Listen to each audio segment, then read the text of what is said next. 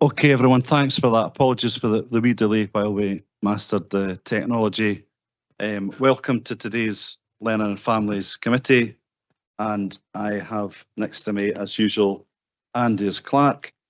So I will ask, is there any declarations of interest, first of all, from the committee, please?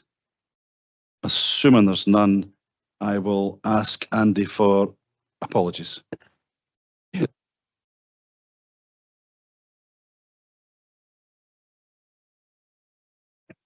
Hello. We have apologies from Councillor Kigali, and we've apologies from Councillor Cuthbert, with Councillor Colin Stewart substituting. We've also got a number of councillors joining online. So if I can call your names and you can let us know that you're there, please. First of all, Councillor Carr. Present. And Councillor Massey. Present. And Councillor Grant Stewart. Present. And Councillor Watt. Present. That's everyone. Everybody else is in the chamber. Thanks very much, Andy. Can we approve the relevant minutes of the 4 meetings described on the agenda, or are there any matters arising? If there are none, we'll agree them. Thank you very much, Billy Ahern, for that prompt agreement. Quite like that. We'll move on to paper 4 then, and I'm delighted to say that we very deliberately have a number of guests today because we discuss corporate parenting a lot, quite appropriately, and we really want to hear from people on the ground today. So I will first invite Linda up to say something, please. Thank you.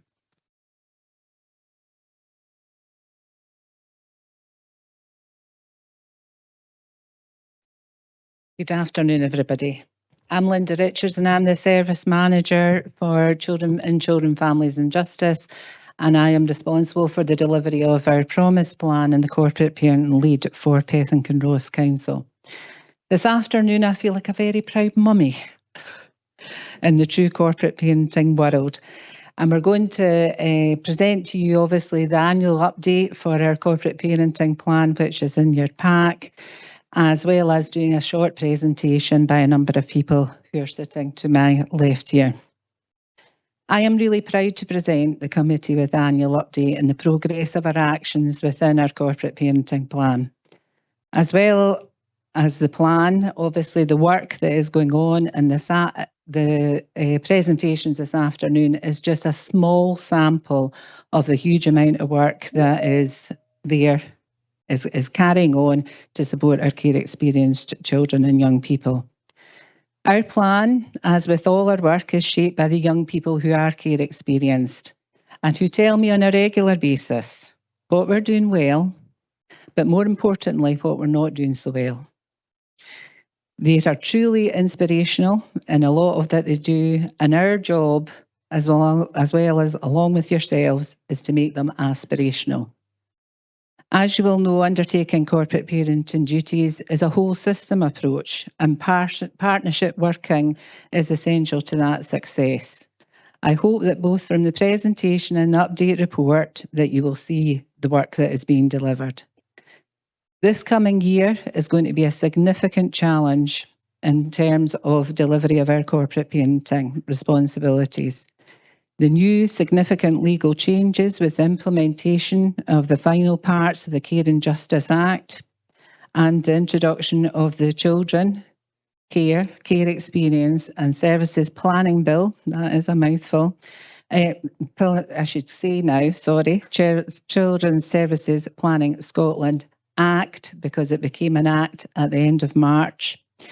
This will mean changes and requires updates made to our plan for next year. Planning for implementation has begun, and you'll hear a wee bit about that this afternoon. And as in a partnership, we are determined that we will deliver on this legislation. We thank you for all your support and ask that you share with me in the pride in the success of our young people and the commitment to carry on supporting the workforce to support our children and young people. Our presentation follows the first 3 foundations of the promise. Voice, Family and Care. There will be an opportunity to ask questions at the end on the report or of anybody who is undertaking the presentation this afternoon. It's my delight to start with the whole tenant roundabout voice. As you know, in all of our services, we ask the people we are working with of their opinion, and that is usually on an individual basis. We have a dedicated independent advocacy service within Perth and Kinross who are also there to help us work out what we're doing well and what we're not. But this afternoon, I'm going to ask Alexa and Paige from our young Services for Young People to come up and speak about the Champions Boards that we have developed in schools.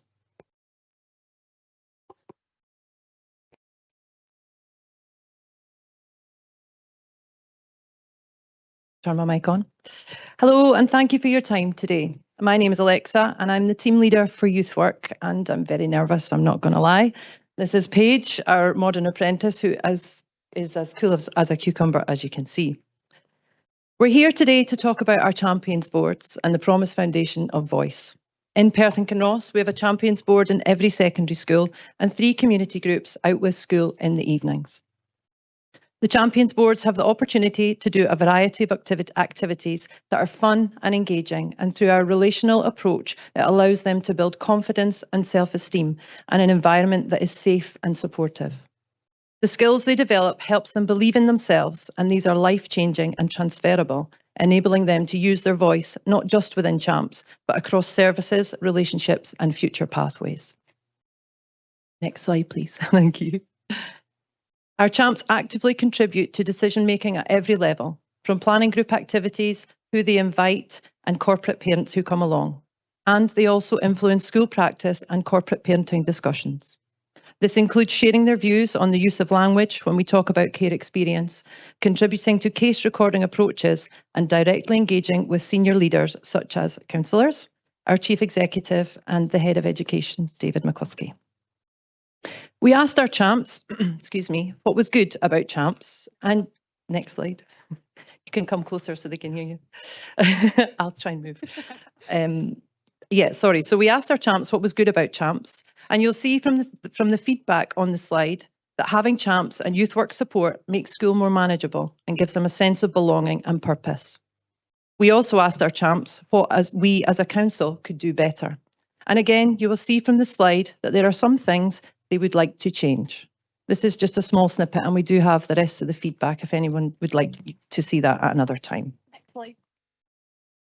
There are some key themes there about the way they are spoken to sometimes across several services, being shouted at and how it re-traumatises them. Exclusions and part-time timetables is quite a strong theme that is coming through from many of our Champs, and the impact that has on lots of areas of their lives. They feel Champs in primary would have made the transition to secondary easier. Our older young people have spoken about not being listened to and disregarded by a variety of services across our council, and that some services expect the worst of them from day one. So, what are we doing about this? Well, the Strategic Lead for Education has been out to visit our Champs and is listening and taking forward young people's views. Our Champs fed back on what that felt like, and they said they felt proud and for the first time really listened to by education, and that they know now they can make change. Linda Richards has met with several of our Champs and staff to look at how we make changes within the social work systems. Elaine Watson, Education Promise Lead and Services for Young People, work very closely together to support our young people and address any concerns that arise whilst in education. Elaine and I meet regularly to see how we can increase attendance and attainment and support transitions from primary to secondary for our looked after children. Elected members have been visiting our Champs and have made pledges to them to make real change. Youth workers are a direct line from Champs in and out of education to our corporate parenting subgroup, so these discussions can be had at a higher level where change can be made, and we can then feed back to our young people so that they know we are truly listening. I'm now beginning to work with other services, such as housing, around young people's rights. As a result of this, our young people who may have previously felt unheard, disengaged or stigmatised are now confidently expressing their views within Champs, which is allowing them to influence decisions and re-engage with education and other opportunities. Through engaging with champs, the confidence, self-esteem and hope creates life-changing transferable skills, ensuring young people can use their voice across all areas of their lives, leading to better life chances, stronger relationships and more inclusive systems shaped by their experiences. Sometimes the challenge to listen and make change makes people uncomfortable, and it can put myself and my team in the firing line at times. We will continue to uphold young people's rights and ensure their voices are always heard. Sorry, Paige will now tell us about the national work.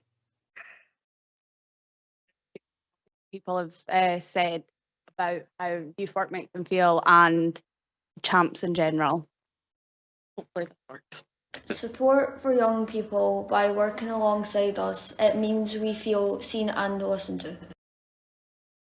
Helps me understand things and not feel scared to ask. It has helped my mental health and has allowed me to feel heard. Helps me to engage with others.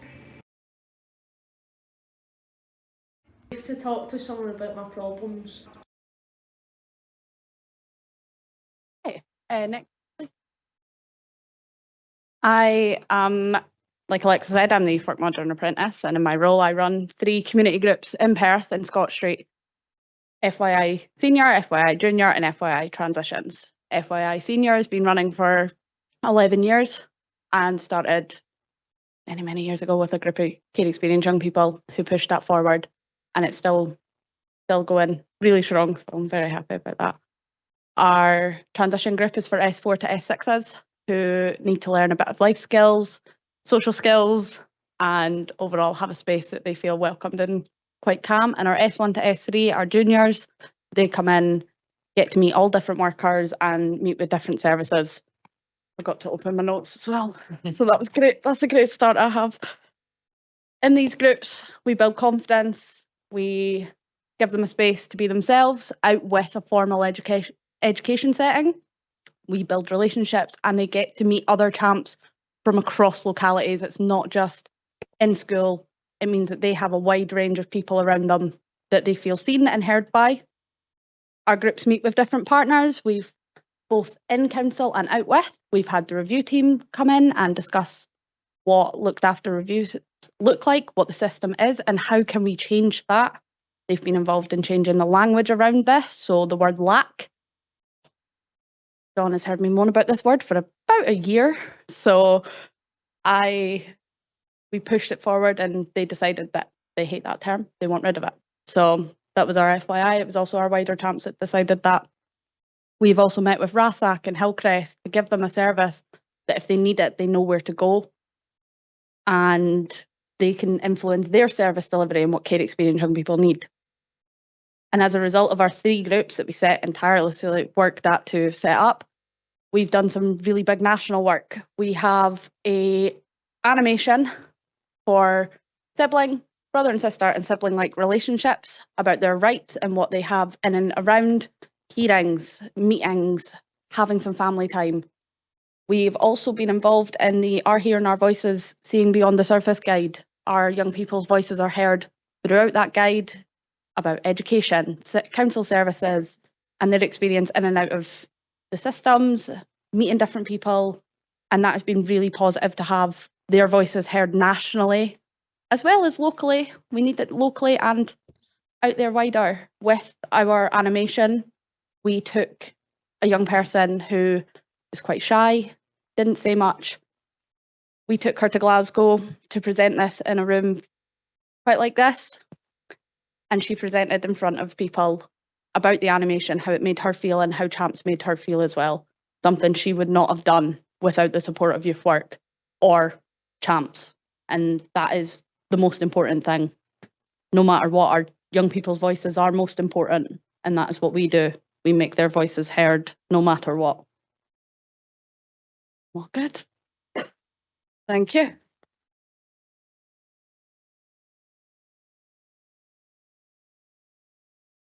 Thank you, you too. So on to our next theme, which is about family. And this afternoon, I'm delighted to present to you Pam. Louise and Tracy and Dawn, who are going to come, Pam, firstly, to talk about a project which is funded temporarily through Whole Family Wellbeing Monies called Families Empowering Communities. And if you ever want to go and visit one of Pam's projects, I'm sure she will tell you, be welcoming of you to that. Louise and Tracy are part of a group of a team called BEST, and Louise is going to talk about the looked after review system and how we do that, and Tracy is going to talk about one of my biggest pride and joys, and that is the family group decision making process that we have in Perth and Kinross, and how unique and wonderful it really is. And finally, Dawn will give you a bit of an overview about how we are supporting kinship carers within Perth and Kinross as well. Okay, so I'll hand over to them. Thank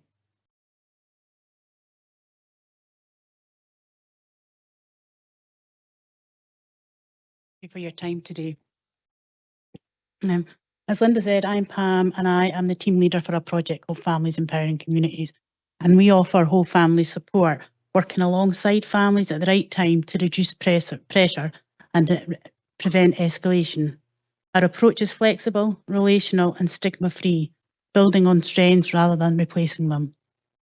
So today I'd like to share a short story about a family we have worked with for just over a year. Sarah is a single mum to Molly, who's 14, Lucy, who's 11, and little Chloe, who's 18 months old. Sarah herself grew up in the care and has a mild learning disability. And when we first met her, she was doing her absolute best, but feeling overwhelmed and unsure of herself. One of Sarah's greatest strengths is her ongoing relationship with her former foster carer, Sheila. Sheila has remained a steady, trusted person in her life, someone Sarah turns to when she needs reassurance or a bit of encouragement. Sorry, can you put my slide on? Oh, it's on. Sorry. Yeah, trusted person and she can turn to. Rather than replacing that support, we worked alongside them, helping to strengthen support and scaffolding so Sarah felt heard and held in a network around her. A big part of our work was about building Sarah's confidence as a parent, especially around setting boundaries and communicating with school. This was particularly important for Lucy. Lucy is an autistic child and when we first met her, it was in primary school. She was on a part-time timetable because she found it difficult to manage her emotions, which sometimes this came out as both emotional and physical aggression. Sarah often felt the school didn't fully understand Lucy, which caused Sarah to become defensive and unable to communicate positively with school. Over time and with support, Sarah began to see things a little differently. Not that one side was right or wrong, but that there were different perspectives to understand. That shift really helped her feel more open to working with school. We saw a real change during Lucy's transition to high school. Sarah felt much more confident speaking with staff and understanding what was being put in place. When it became clear that full-time attendance was too much for Lucy, Sarah was able to work together with the school to agree a short-term part-time timetable. Before our support, those kinds of conversations would have felt much harder for Sarah, but now there was shared understanding, creating clear focus for all those involved. For Molly, we focused on safer online choices and gentle boundaries at home, which helped reduce conflict and build more trust between her and Sarah. And for Chloe, we supported routines, early development and a nursery placement, helping to create a calm, secure start for her. Sarah now feels more confident, calmer and secure in herself as a mum. She trusts her decisions, feels able to ask for help and doesn't feel alone anymore. And for the children, things feel more stable and they are thriving in a more consistent, nurturing routine. But I will finish by leaving the last words to Sarah. Play the audio, please. Hi, thanks for chatting with me today. Just got a couple of questions for you. The first question I have is, how have things changed for you and your children since our support began? So I feel like I've got better at communicating with the school. I feel like I've got more of a relationship with the school now with your help, and realise a lot of the issues are to do with Lucy's behaviour rather than a problem with the school. So you've helped me see things better rather than me thinking my child is innocent and precious when she's not. Okay, and what has felt most helpful and meaningful to you as a parent? Just knowing you're at the other end of the phone, like you answer the phone and are always there. I was saying to my friend the other day with the exclusion meetings, you're always there and juggle things about, and yeah, you always make sure you're there you're present at like 90%, definitely most of the meetings. And what difference have you noticed in how the children are feeling or coping now? Lucy's happier. It was more Lucy you were involved with, even though the referral was for Molly. It's been mostly Lucy needing involvement, and I think she knows that now. Lucy even says to me, phone Rachel and tell her, let's see what she says. When she comes home and there's been a problem at school, I always say, I'm away to phone Rachel and see what she says. I don't know if she's just heard this and thinks, let's phone Rachel. Well, that's all the questions I have, but is there anything else you'd like to add? It's been great having you, Rachel. Things have improved. They're obviously not where I want them to be as far as full-time education, but I do see now that Lucy's not ready for full-time education, so it's kind of changed my hopes, at least for getting her in over lunch, for the social aspect of things. But she needs the school to trust her to behave when she's there, and instead of it being a school problem, you've helped me see that it's Lucy too, and Lucy needs to put her part into it as well. Thanks very much. Thanks, Pam. Hi, thanks.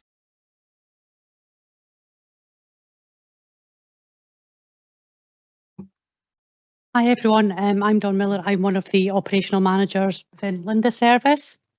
Sorry, this is not working.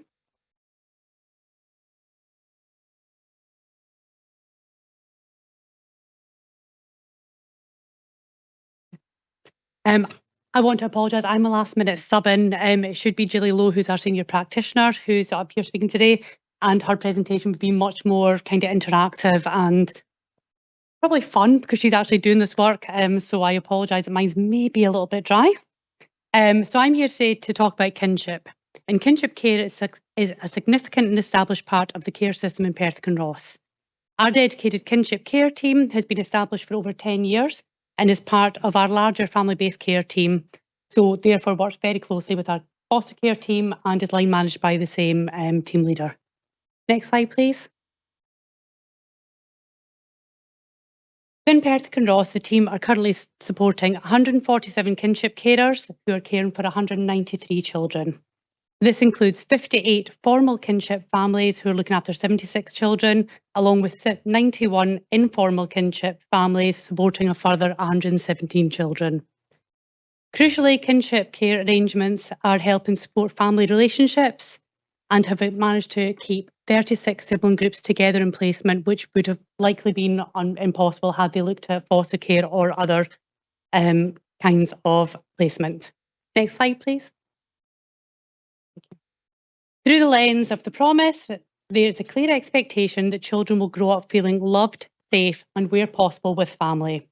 Kinship care is central to this, with an emphasis that support should be accessible, timely, and not dependent on legal status, which is why we support both formal and informal kinship carers.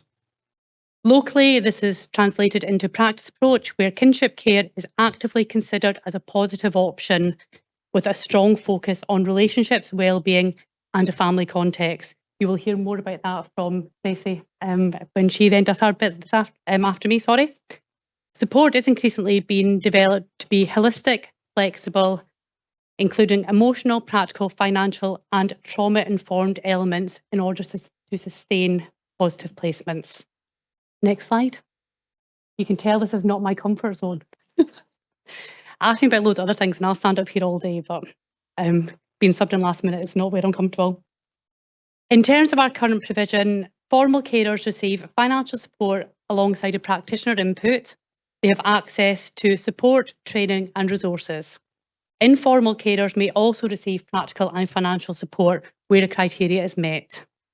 The team, in consultation with our carers, have developed opportunities for peer support and engagement, such as carer support groups, a walk and talk group, and very recently we also had a foster carer afternoon tea to celebrate kinship care. Sorry, I said foster care, to celebrate Kinship Care Week.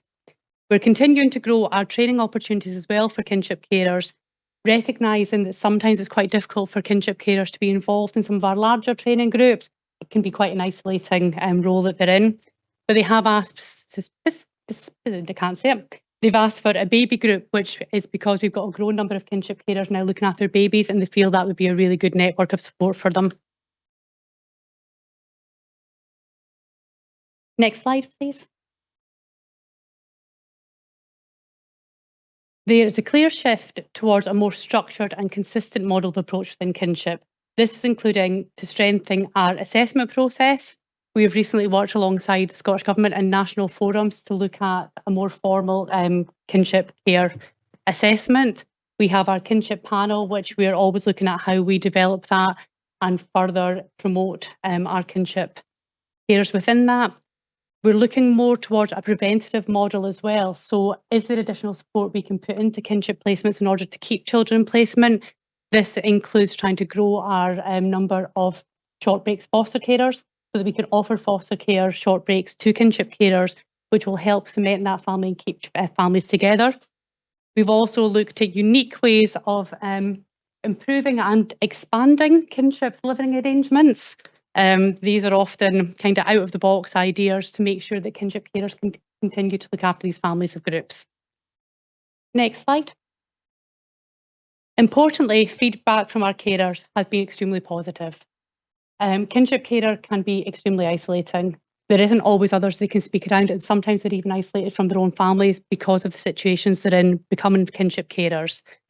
Most of our kinship carers have fed back they feel listened to and that it's put them at ease. Next slide. And I think this is a really positive slide in that 100% of kinship carers who were asked said that they felt 100% ready and confident to go to the kinship panel. And I have to say, for workers who have ever been to any panel, this can be daunting for even the most experienced worker. So the fact that kinship carers feel supported enough to go to their kinship panels is a real positive to the team. Final slide. In conclusion, strengthening kinship care is crucial to improving outcomes for the children in Perthwick and Ross. Where it's evident that support is the key, the team are the key in actually supporting these placements. It's an area where we need to continue to grow. We need to continue to look at how can we improve that service, how can we grow the service, and how can we try and keep as many of our children within their families as possible in Perthwick and Ross Council. Thank you. Thank you, Dawn.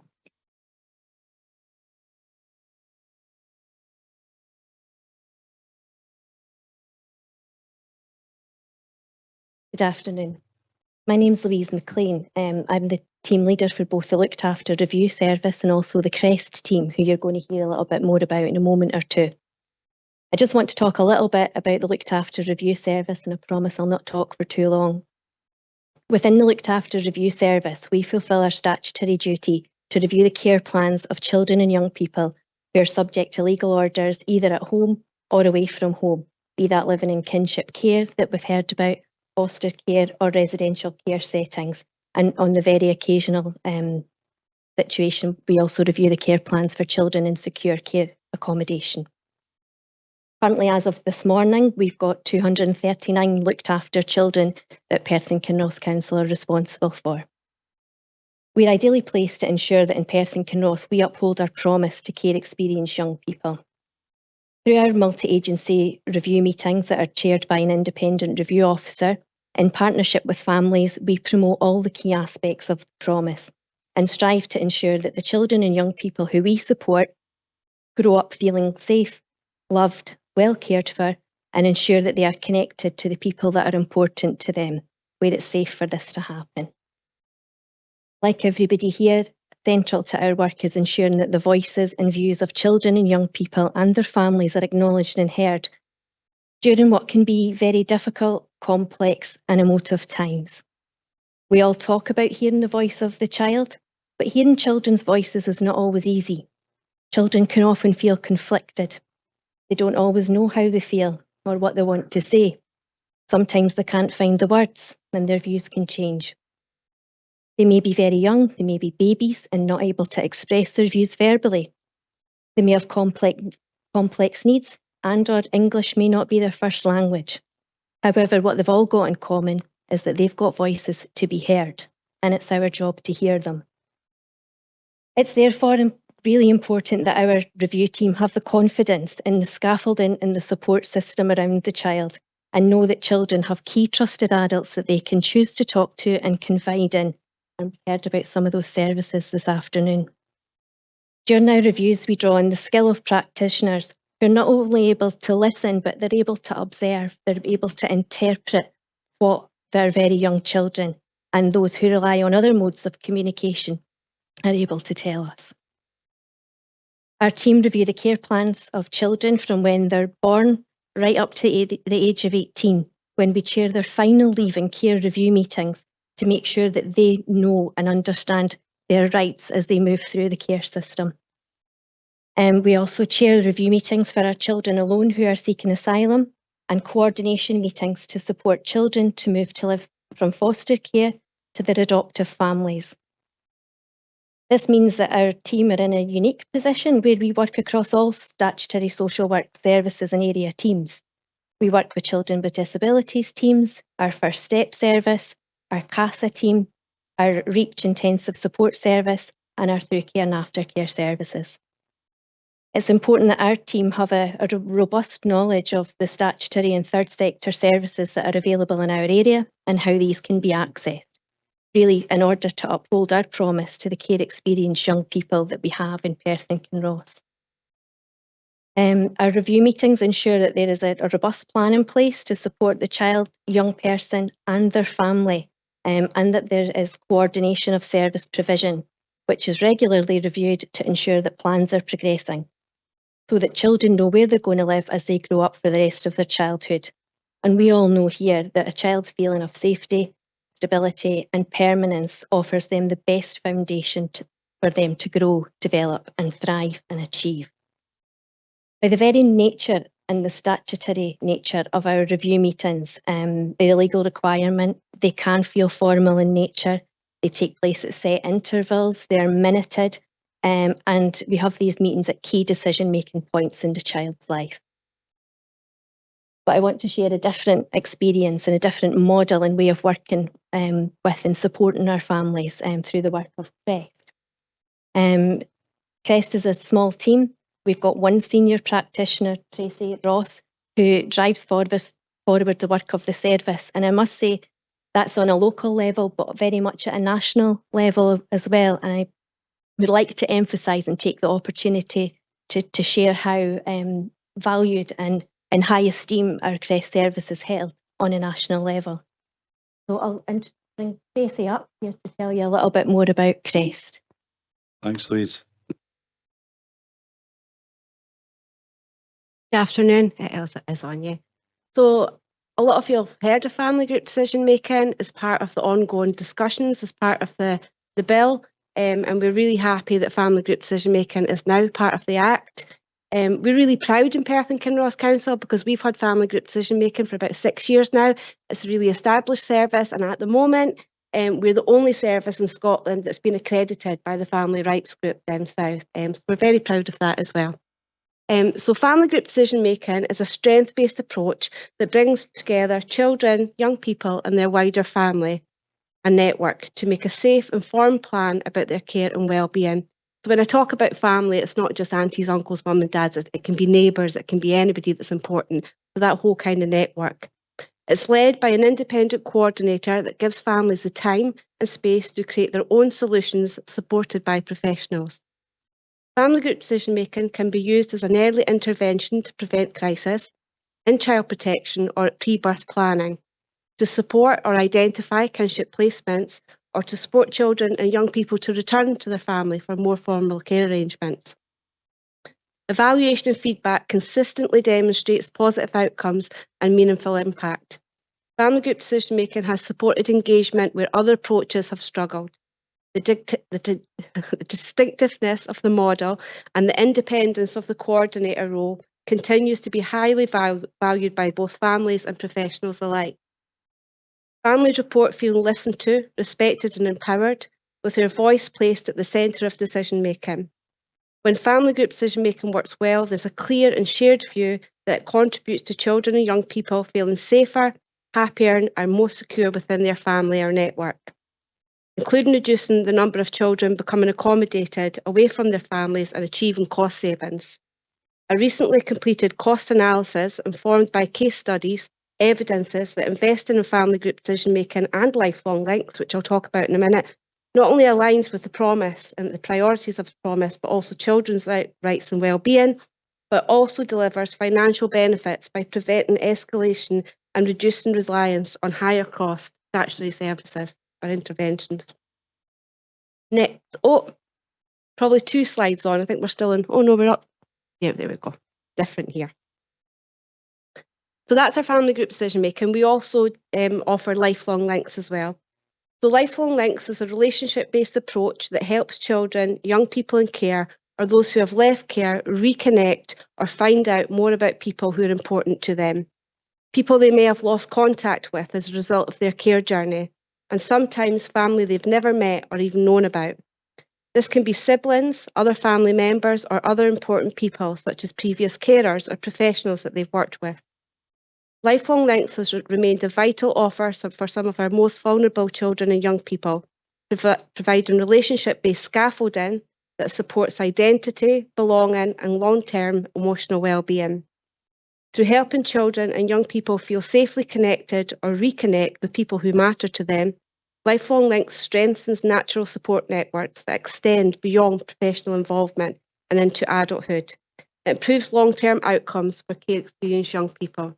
So I don't know if anybody's seen Lost Long Families with Davina McCall. So it's a little bit like that. Perth and Kinross have their own service that are doing that for care-experienced young people. Next slide, please.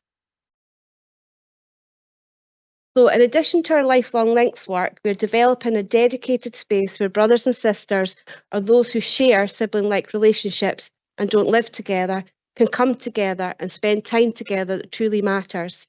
This will be a safe, nurturing environment through thoughtful co-design with children and young people themselves, a place where they feel safe enough to just be children again, to laugh and to play, and to create new memories together. But most importantly, it will give them the opportunity to begin to heal from the trauma of separation.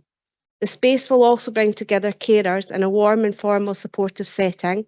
It will create opportunities for connection, where carers can share experiences, learn from one another, and build meaningful relationships of their own. We recognise that strong, supportive connections between carers are just as vital. When carers feel supported and empowered, they are better able to nurture and sustain those precious sibling transit relationships, helping them grow stronger, more resilient, and lasting for the future. Thank you, Tracy.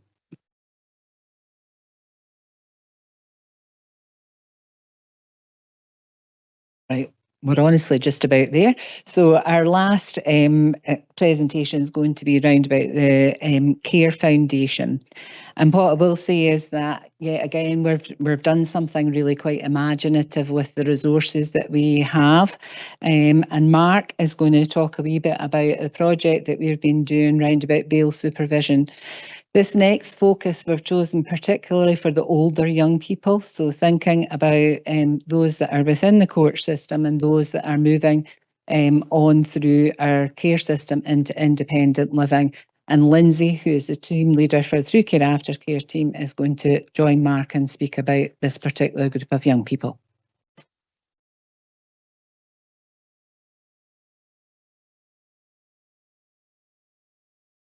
Afternoon, everybody. How are we? So, my name is Mark Frail, and I am one of the bail supervisors around Services for Young People. We are, can I have the next slide, please? We are a support mechanism for young people who are 16 to 26 who are in conflict with the law. This offers a direct alternative to custody and remand for these young people, either awaiting sentencing or prior to sentencing. This is an intensive and tailored plan based on personal circumstances. This may include mental health support, housing support, well-being, confidence building, substance use support, and court assistance. The programme focuses on building strong relationships that help young people stabilise their lives and move on past offending behaviour. I can stand up here all day and talk about this, but I understand that that's not what we all want to hear sometimes. So my focus today is I'm going to let a young person talk about their experience and what care actually looks like. and hear a little bit about their experience. Can I have the next slide, please? So the conversation was based on the pillars of the promise, and we're going to look at their starting point, their context, their experiences of the support. So that's basically looking at the promise in action, the change and impact that our supports have actually helped with this young person, the voice and meaning for that, and moving on. So this is a young person that I've been working with for around about 3.5 years. They no longer are involved with me formally, and no longer involved with any services, but wanted to share their experience because they knew how important it was. So I thought it was important to share this piece, so enjoy. Can you tell me a wee bit about yourself and what things you were like before you got the support from us? So I was a bit of what I thought was a ticket. I used to run about acting daft, thinking I was big time, selling drugs, getting into trouble, shoplifting, just everything wrong, to be honest. And then I was supported by Scott Street, and my journey has just went up and up and up from there. So when we look back at that, what was the biggest challenges that you were dealing with at the time, do you think? So there was grief, there was addiction, there was, what's the word, that when you're peer pressured? That's how I felt it was, but it was mainly grief and addiction because my partner died back in the early 2023, and it just kind of sent me off the rails. Like I was grieving, I didn't really want to be sober, I didn't want to live in reality, so I just thought taking drugs was the way to block it all out. So going on to that a wee bit further, how do you think that those affected your day-to-day life? I can't even remember what day-to-day life was like back then, to be honest. It's all kind of like a fog in my memory. But I'm glad, because if I was to like all be recollective, then I would be mortified. Sometimes I get wee flashbacks and I'm like, wow, why would I do that? Do you know what I mean? It's so embarrassing. You first feel that somebody really listened to you or understood you? Oh, definitely when I started working with Mark. It took me a long time to warm up to Mark. But when I realised that he's always stood in my corner with a big sign, I realised that Mark's really supportive and that I can talk to Mark and he'll always do his best to help me along the way and support me the best way that he can. So when we're talking about support, what did that look like for you in reality? So I was always unattached to the phone because obviously like I was pretty bad at the time taking drugs, and I just felt like, oh, he was a council worker and I can't trust him, etc, etc. But he was always messaging me, coming to the door, wanting to make sure that I was alright, just pretty much helping me in any way that he could, whatever I needed. He would be like, oh, do you need any support with this? Is there any way that I can help you? And it's just really nice because I had no idea how to life until I had support from Scott Street and Mark. Was there a moment that stands out where things started to feel different? When I decided that I don't want to take drugs anymore, it was baby steps to start with. But with Mark's support, he got me believing in myself that I could do it. How did the people supporting you show that they cared? Just showing up every time.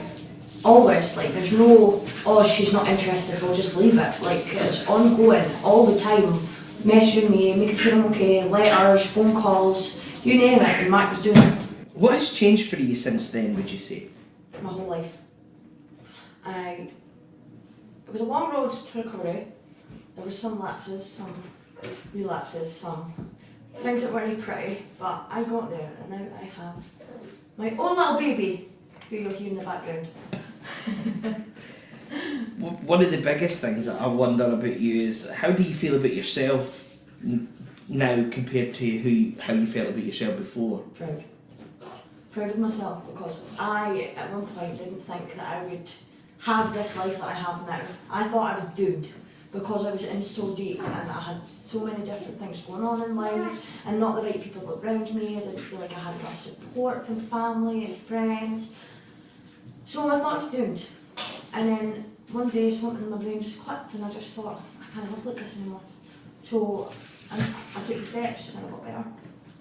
It was hard, it was long, but it's been worth it. Yeah, absolutely. And you've put in the hard work and it's clear that you have. Are there things that you're doing now that you couldn't have or wouldn't have seen yourself doing before? Keeping money all month round, having money in my pocket, saving up for things, keeping money.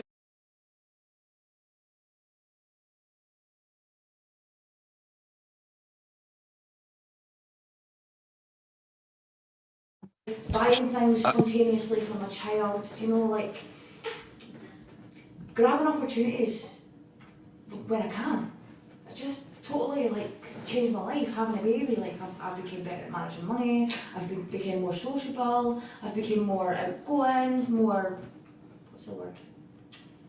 I can't remember the word. Confident. Confident, that's the word. Yeah. Do you think that the support has helped you see a better future? Oh, definitely. Because there was at times where nobody believed in me apart from Mark. Mark's all, like I said, Mark's always been in my corner with a big sign saying, Sky, you can do it. Like, one point I just thought, nobody cares. Nobody thinks I'm worth helping, everybody thinks I'm lost cause. But you didn't. You always believed in me. Always. What would you say to someone who might be in a similar position that you are? Take the help. Believe your worth and take the help. Because somebody might not believe in themselves, but there's always going to be somebody here that believes in you, and that's just a stepping stone to the first step to believing in your own self. If you were to describe your journey in a few words, what would it be? Patchy. Because there's ups, there's downs, there's lefts, there's rights. You didn't ken where up's going to take you. You can fall back down, you can slip to the side, or you can go up. It's not as straightforward as it might look, but it's worth it. What are you most proud of today? Just where I am now and what I've overcome. Like I've not had it easy. My whole life's just been one catastrophe after another. So to turn such a sad life into something worth living, something worth being happy for, I'm proud of myself for it. You should be. What are your hopes for the future? Just be the best version of myself.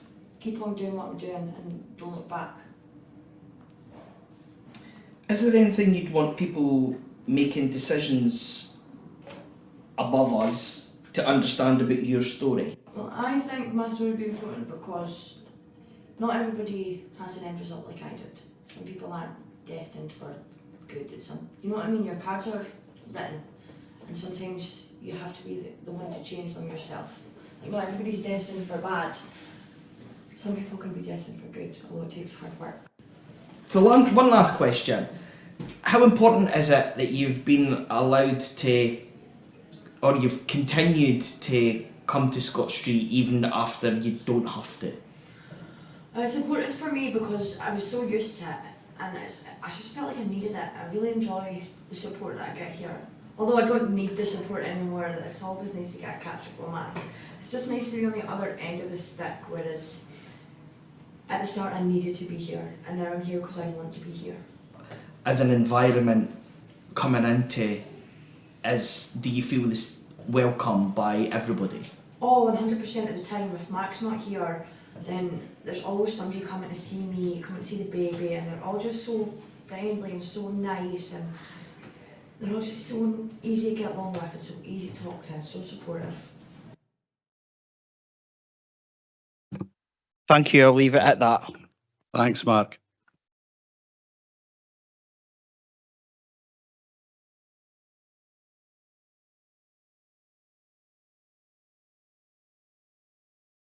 Last but not least, my name's Lindsay. I'm a team leader for True Care and Aftercare and the bail supervision section as well. And it kind of follows on nicely from what Mark was saying and the feedback that he's got from a young person's journey. And I think it's really important to note that although we work with young people directly, the impact it has on their family and their wider circle as well. So this is just a snippet, but next slide, please. So this is from another young person who, from their parent, who had sent an email back in 2025 to thank, it was Alexa at the time, Alexa for and recognise the service that they had received. So I'll just quickly read it. So it's saying, the past 2 years have been incredibly stressful for my entire family, not just our son who faced a minimum of a 3-year custodial sentence. I feel compelled to express our deepest gratitude for your exceptional service. Without the bail supervision, I don't believe my son would have managed the anxiety and stress he faced without the reassuring, rational and calm support he received from his bail supervisor. We want to particularly commend the selfless time and support Mark gave to our situation. His assistance has been invaluable, not just for my son, but for the entire family. It has enabled us to cope with the uncertainty and magnitude of this situation. Mark has always been there for us. He helped us navigate through the legal aspects, but most importantly, with the emotional turmoil, and helped us put things into perspective. Our solicitor was also impressed with Mark and how he made their job easier. Mark provided our solicitor with essential information and even helped fill the void of silence that one experiences when dealing with solicitors. Our solicitor was very impressed with Mark's report for the sheriff, which undoubtedly helped our son secure a fair hearing and subsequently an appropriate sentence. Mark has helped our son in countless ways and continues to do so. I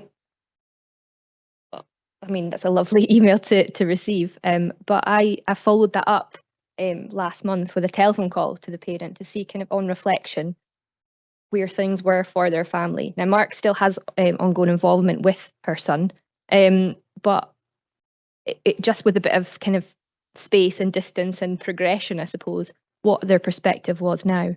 Next slide, please. So these were the kind of main points that we focused on. So how things were at that time, where they are now, what changes stand out the most, and how has it impacted family life as a whole. Next slide, please. And these were the key themes that came out of it. The biggest, you know, we had maybe a 30-minute conversation, but the biggest thing that came out was about the importance of being non-judgmental, and that, you know, taking everybody for them, not for what they've been accused of doing or, you know, preconceived ideas of the situation. The importance of working together as well, working alongside each other rather than for somebody. And it kind of mirrors a lot of the stuff that everyone else has been saying about showing up, being kind, considerate, reliable. I think that's probably one of the key parts, is about just always being there. Honesty was something that this parent really valued as well. It's a really difficult situation to be in, especially when there's prospect of a prison sentence. And there was never, you know, I think that was the importance for them, was about delivering that in a kind way, but not sugarcoating things either, being really open about what may happen. So yeah, next slide, please.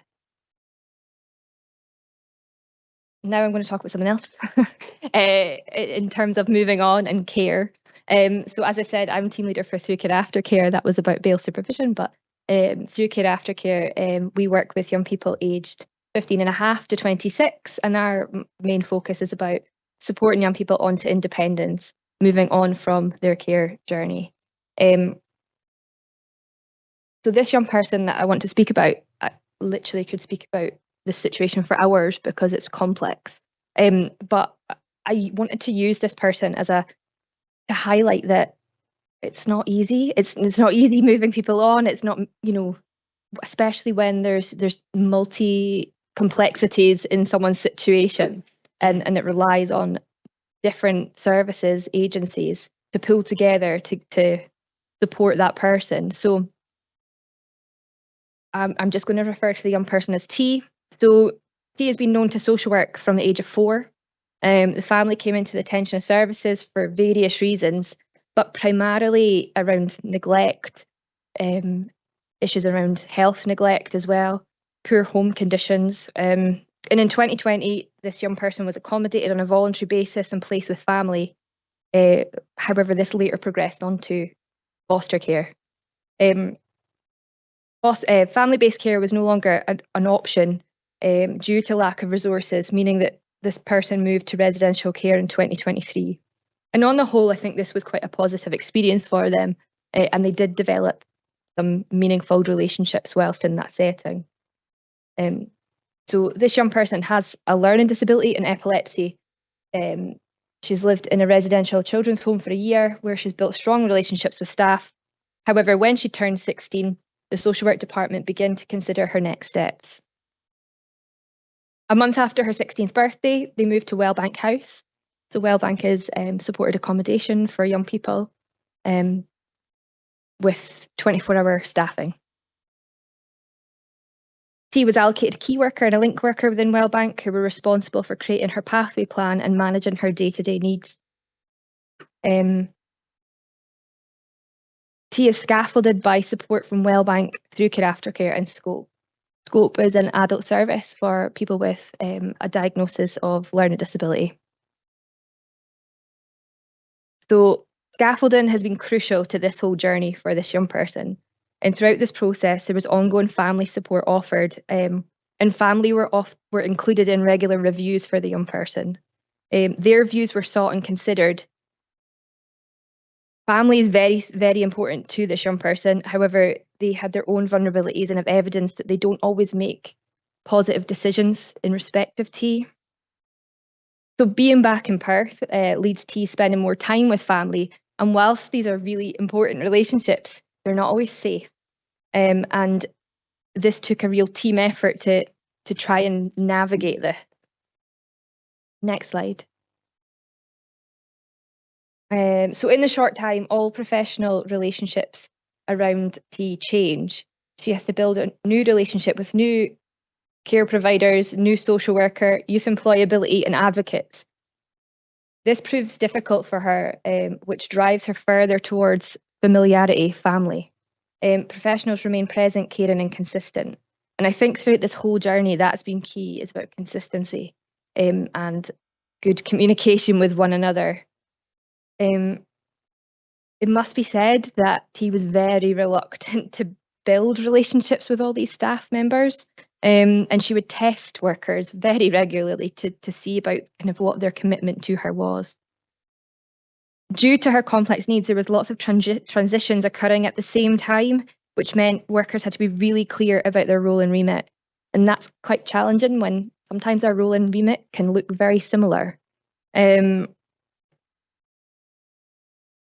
So in amongst this, there's a lot of ongoing concerns for her health with her when she was with her family, and their ability or perhaps inability to manage her medication routines. He is at risk of sudden unexpected death by epilepsy, and this is critical. So a support service was commissioned by Scope to support T with her medication, and this was about looking at that transition into independent living. So although she's got 24-hour support from staff at Wellbank, we had to look beyond that. What does this mean into the future? So it was felt that it was appropriate to bring a support service in to start looking at medication to build up those relationships whilst she was in the safety of Wellbank House. Unfortunately, due to resource issues and inconsistent staffing, this actually created more of a barrier for T. The risk of unexpected death by epilepsy continued to be a major risk, and it was a driver to make sure workers were getting it right for her. At times, she was very non-compliant and non-engaging in terms of her own medication regime, but due to her disability, it was very hard to understand that. So the local authority pursue and are granted guardianship for T. Again, as everybody said, views of young people are so important, and she was very, very clear that she opposed this. She was offered an advocate to ensure that her voice was heard in this process. However, it was still very difficult for her to articulate the reasons for opposition, and she said multiple times to workers that they can't stop her from staying with family or doing things that she wanted to do. In amongst all this, T suffered major loss and her mum's partner was murdered. She also needed to provide a statement to the police in relation to this. So there's so many things that were going on in a very short space of time around these transitions. Due to the circumstances and workers trying to be kind and compassionate to the situation, she did have an extended stay with her family, which was appropriate and right. But it further evidenced the need for guardianship and for us to safeguard her physical and emotional welfare at times, because this was compromised. T's experienced further trauma by being questioned by the police in respect of her mum's partner's death, and workers tried hard to nurture her as best as they could, being sensitive. And this seemed to be like a pivotal shifting point in her journey. Next slide, please. So the guardianship is applied thoughtfully and meaningfully to start to support T and spend more time at Wellbank. I think throughout that period of loss and kind of crisis, I think she began to realise that staff aren't going away and that her best interests were at heart. So yeah, relationships with professional network begin to solidify, and T relates well to them. She benefits from the safe, predictable care that they offer, and she engages more meaningfully in things like cooking, shopping, and social opportunities with staff. There was a shift in terms of her willingness to be at Wellbank House as well, and it was easier for us to gauge a better understanding and assessment of what she is capable of doing for herself. The team around T continue to meet regularly, and she's included as much as she would like to be, and they continue to meet her current needs whilst anticipating her future needs, which is not an easy thing to do. So stability allows for professionals to assess what T will need to live a good life in the future and work towards a plan to implement that. She has been supported to build her independent living skills, and it's expected that she'll be able to live a happy, independent life with a little bit of support from a care provider. T's journey has been set at her pace. There's been lots of planning and tight communication in respect of supporting her, and this will continue between professionals with her next transition into independent living. It's still the intention that future support will be delivered from a care provider. That's me. Thank you. Thank you very much. I think at this point, thanks very much for all those great presentations. Linda, Alexa, Pam, Paige, Dawn, Tracy, Louise, Matt, Lindsay. I hope I've not forgotten any of you. I think at this point, we'll ask elected members if there are any questions either in the report or from any of the presenters, please.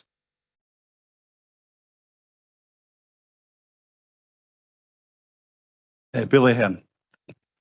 Thank you very much, and thank you very much for that presentation. It just goes to show the amount of depth of work that's been there, and I've been along several times, even to Wellbank House, which was overwhelming at some point, listening to the work that goes on there.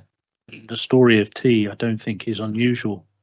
The bail supervision side, it's excellent work carried out there. Obviously, that comes under the partnership, the Community Justice Partnership, and so we've had conversations about that in the past. I'm interested, I'm going to go back to the kinship carers. And there's a lot of work that PCAVs do with kinship carers as well.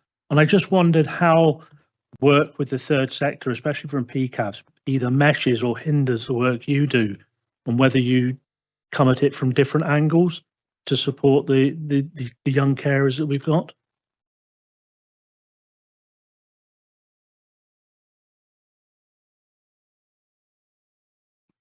So we're talking about two different things. So young carers is children who are supporting an adult within their household who they are caring for, and the kinship carers are actually the adults providing the support to the children.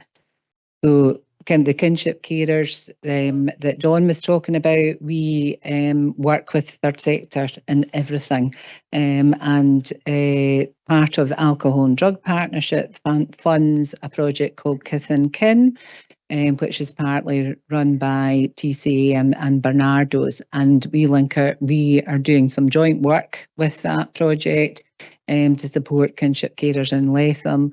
we're starting a different group and a newer group up in Blairgowrie area, as these are the areas where the most of the kinship carers are.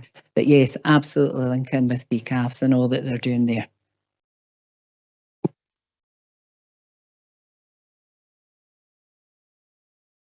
Thank you very much. Councillor Shars? Thanks, Convener. I've got a comment to make later on as well, but question, Linda. Had the pleasure of meeting the Champs Board at Blairgowrie High School and then seeing your slide, Alexa. One of the themes that came out of it was about the amount of time that they got to spend as that group. And it's quite limited in terms of the week. And I understand obviously they've got classes to go to and things like that, but is that something that's kept under review about how much time can be allocated to that clearly a space and time that was actually making a real difference, and they felt it was quite limited?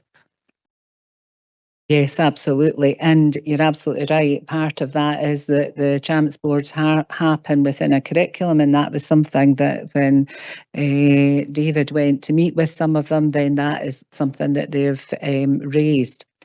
We would like to do more. They would like to do more. I think it's about, how we manage all of the kind of different priorities for them, especially the ones that are about to undertake exams and all of that as well. We've talked about doing like weekends away for them. That they're not a homogenous group. They are within their own locality, but pulling them together has proven to be quite difficult at times because they see themselves as different groups of people. I don't know, Paige, if there's anything else that you would want to add to that and see what they would like. Our staff work really, really hard to provide that space for the young people, and it can be quite difficult because it does happen in schools, so we have to work within the 7 or 8 periods, whatever the school timetable is. So we don't want to be pulling our young people out of too many classes. FYI is open to all care experience young people, no matter what. We just kind of put them into their age group relatively, and usually they're with their friends anyway. It can be quite difficult if some of the young people are on part-time timetables as well, because we have to work within that. If they're not supposed to be in the school building, we have to be very careful. So it can be difficult, but we do work really hard to review that. And every term, the staff meet with the school to get the best allocated time for that, no matter what. I suppose the point that I was maybe trying to get to is that what I heard and what I saw was that when they were there and it was the first period of the day, they were much more up for the learning that would come later. And part of the challenge is around the attendance and getting them into school to actually do the learning, to get the qualifications and all the rest of it. So it seemed to me that it was a bit of a kind of chicken and egg situation, that it would be really good if we could get them into that environment, even if it was for professionals. But you get what I'm trying to say. I think that's a point well made. I'm going to ask David to say something about that, actually. Yeah, and I think it is a point we all made. And I think Linda's point about the non-homogeneity of the groups is really important as well, and that what's working, in my very limited experience in one group, might be looking a bit different across the piece. I think what's really important from the point of view of education and learning is this is a joint endeavour. Not just between education and learning and in the team today, but everybody. So I think that's really important, and it's really important for us all to be really aligned in that. So we have absolutely, open to what's best for each group in terms of when these things are placed, and regularity as well, because it's not in addition to the curriculum, it's actually part of the curriculum that we're offering.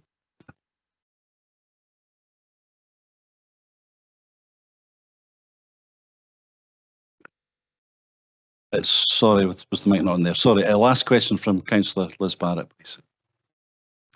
Thank you. It may sound like a small thing, but it was on when I read the report, my question was there. Paige brought it up, and it is important. When are you going to get rid of LAC?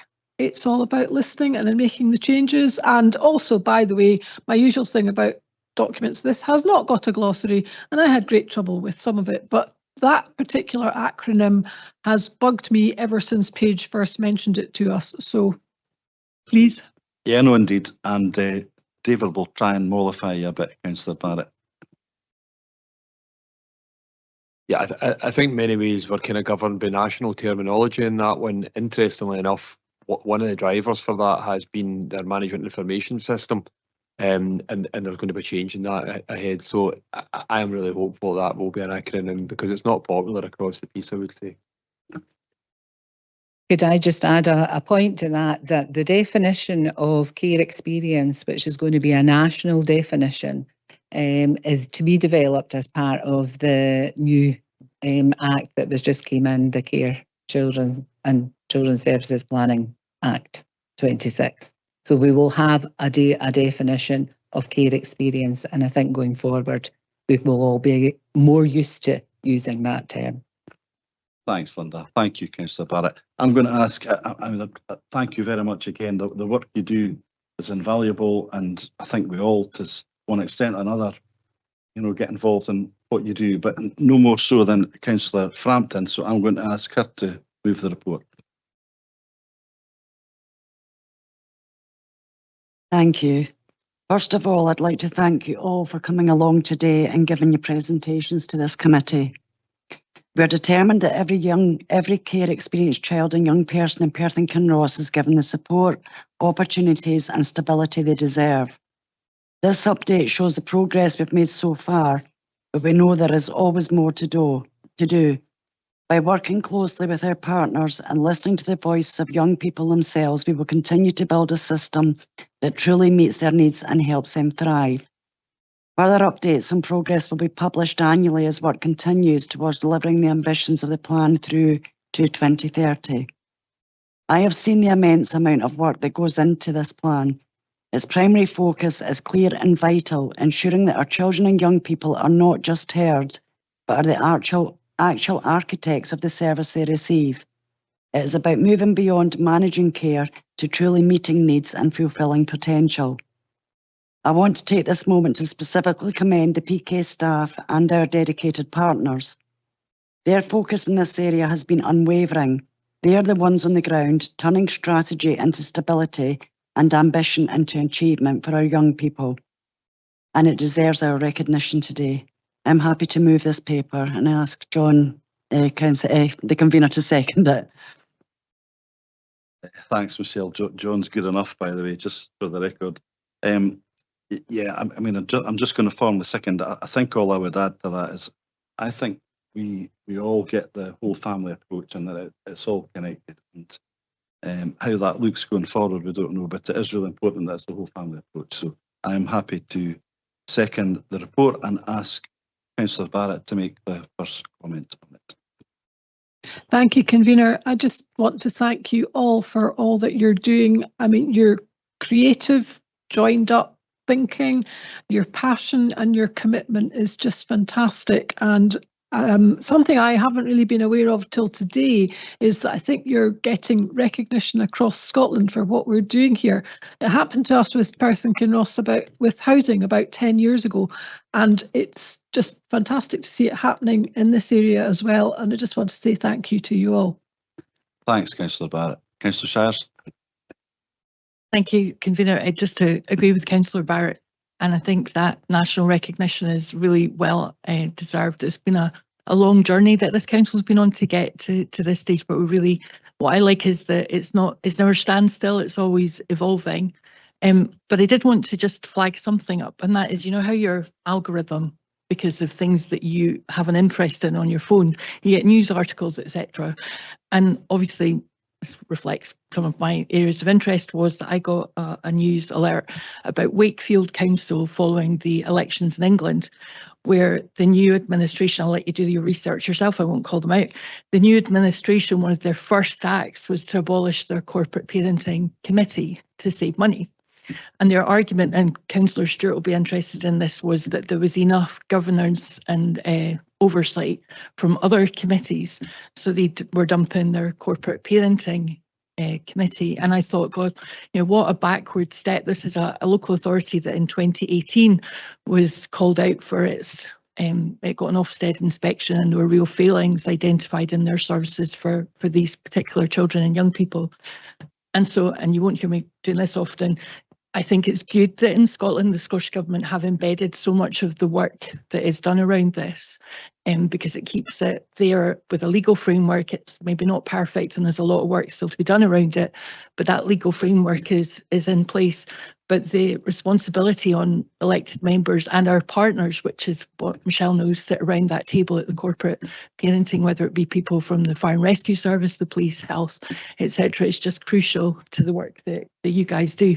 So it was a bit of a salutary lesson that popped up on my Google that day, and I'd encourage you all to go and have a look at the implications. Thank you very much, Councillor Shires. I don't know whether it's more worrying for you or me, but that also popped up in my phone's algorithms, and so I know exactly what you're speaking about. Just before I ask you to agree with the report, you're right. I think this journey of the promise started shortly before I became an elected member in 2017. It moved forward a good bit under Councillor Shire's convenership, and I'd like to think we've moved it forward, or you've moved it forward more at the point. But it will be really important that the next convener, whoever that is after 2026, and the committee does the same, because there's lots more work to be done. Can we agree with the report? Thank you. Thanks very much again, everybody, for coming in. Much appreciated for those valuable presentations. Thank you. I think the plan will be to maybe try and hear a paper or two more before we have a comfort break, but if anybody's nature's calling really loud, we can do it before then. But if we're okay with that, I'll invite Sharon, Stone and Lindsay, in case there's questions about data, up to the top table, if that's okay. Thank you.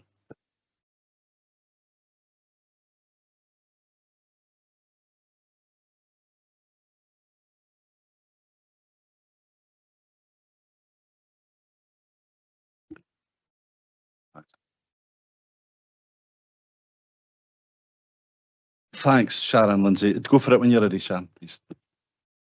I'm on. Yes, I'm on. Afternoon, everybody. I think I need my glasses. It's my pleasure to introduce the new Perth and Kinross Integrated Children Service Plan 26 to 29 this afternoon. We feel this plan matters. It matters because it's the first integrated service plan in 9 years that's rooted specifically on the needs of children, young people and families living in Perth and Kinross. It sets out what we across services and partners will do together to improve outcomes for families from pre-birth through to age 18 and for some young people beyond that point. Previous plans have been developed on a regional basis, as you know, with our colleagues across Tayside, in other local authorities, NHS Tayside and Police Scotland. That approach brought strength. It has in the past supported cross-boundary working and helped maintain consistency across key areas in health and in protection. At the same time, however, we know our communities are not the same. Differences in demographics, geography and how services are organised can mean that a regional approach does not always reflect local realities and can leave gaps in provision. This plan has been our opportunity to respond more directly to what children and families in Perth and Kinross feel they need, while still working regionally where that strengthens what we do. The Strategic Joint Needs Assessment completed in 2025 gave us a clear evidence-based picture of our local demographics across a wide range of areas, including pregnancy and birth, child development, mental health, care experience and education. Crucially, we paired that data with what we heard through engagement with children, young people and families so that the plan reflects both evidence and experience. The Integrated Children's Service Plan sets out four priority areas for improvement over the next 3 years, which rightly overlap. These priorities are physical and mental health and well-being, which includes healthy weight, child immunisations, neurodevelopmental needs and mental health. This priority is going to be led by health and continues to take a Tayside approach. The second one is supporting equity, which includes transitions, child development, and again, neurodevelopmental needs. And that's being led by education. Keeping children and young people safe addresses a range of child protection concerns and needs, and that is being led by social work. The fourth and last one is family support, and that is around early intervention and universal provisions to prevent escalation of need, and which is being led by the third sector. These 4 priorities span universal and targeted supports, and they cover the family journey from pre-birth through childhood and adolescence, and they are not mutually exclusive. They deliberately overlap, so support can be broad, flexible and joined up, whether a need is clearly identified or emerging. The development of the plan involved many constructive discussions with partners across Tayside, particularly with health, where we agreed that it continued to be mutually beneficial to work on a regional basis, particularly where services and responsibilities spanned boundaries. That's why priority 1, physical and mental health and well-being, will be led by health and will be a Tayside priority. We feel that this is right approach given the ambitions and responsibilities across what are really complex health areas. The plan is grounded in the demographic evidence and in what families have told us. It's now an exciting opportunity to strengthen the already good working relationships we have across the Perth and Kinross partnership to work as one partnership to get it right for every child and family. I'm here to take some questions, as is my colleague, Lindsay Johnson. Thank you, Shan. Questions, please. Billy Hearn. Thank you very much, and thank you very much for the report, which made some good reading. However, I do have one criticism, major criticism on page 7, which is page 58 of the pack, which is the Perth and Kinross contextual information. So they give a graphical display of what you're trying to do. And I know you were talking about different areas merging to each other, but under additional support, you have one section which says increase in ASN, 32% in primary, 47% in secondary, and that's it. That's all you've discussed about ASN in terms of neurodevelopmental disorders and other disorders. Then you go into decreases in number of children on the child protection register, number of children who are looked after, and then child protection issues, almost insinuating that there is a link between them. Well, there isn't a link between children and young people that have an additional support needs and then being on the child protection register. They should be 2 distinct columns, and there should be a lot more to say about additional support instead of just there's an increase in primary and secondary. And I hope this report hasn't been sent out, because I think that is quite disingenuous, if that's the right word, in saying that ASN and people on child protection register, there is a link, because there isn't. Thank you. I'll get Santa. I think it's a point where I think we all know there's not a link, but also accept that that might insinuate that there is. Sharon? Yeah, apologies. I didn't see that link, and there isn't a link. So, and the report hasn't been sent out, so we're more than happy to look at that. Thanks, Shan. Thanks. Thank you very much. Councillor Barrett. Thank you, convener, and many thanks to Sharon and the teams for all the work that's gone into the Joint Needs Strategic Assessment and this plan. I know from Children, Young People and Families Partnership some of the background stuff, and it's a huge area to tackle. I think the focus on the priorities and the joined up thinking and the early intervention are absolutely key to success, and they shine right through all the threads of the plan, which is great. I know in Perth and Kinross we have been aiming for that for a long time, and we're having a lot of success already, so that's good. But I just wanted to ask, if a frontline practitioner comes across some situation where they have difficulty either identifying the right agency to join up with, to do the joined up approach, or to solve a gap, or perhaps where they do identify an overlap, is there an easy mechanism for that person, who may be quite far down in the organisation, to be able to get a resolution to that? Sorry.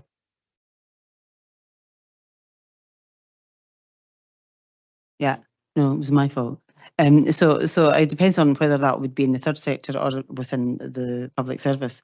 I think that in Perth and Kinross we've got pretty good relationships across both services, whether that's internal or external. And if there's a gap or if there's something that's being identified, I think that would escalate up the way. Yeah, it would. Thank you, Councillor Shires. I think I would just want to add, my colleague is talking about the directory that we have for practitioners, which allows, and that's just a recent addition over the last year.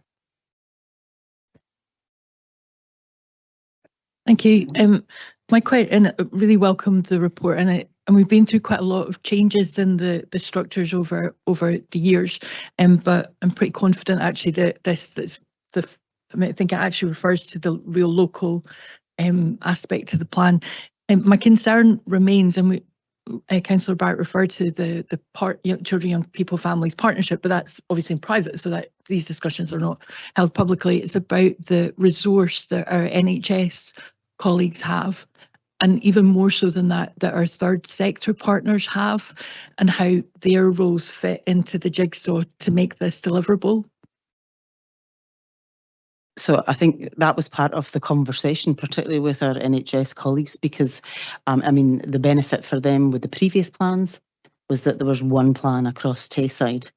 But the reality is that it didn't reflect local need.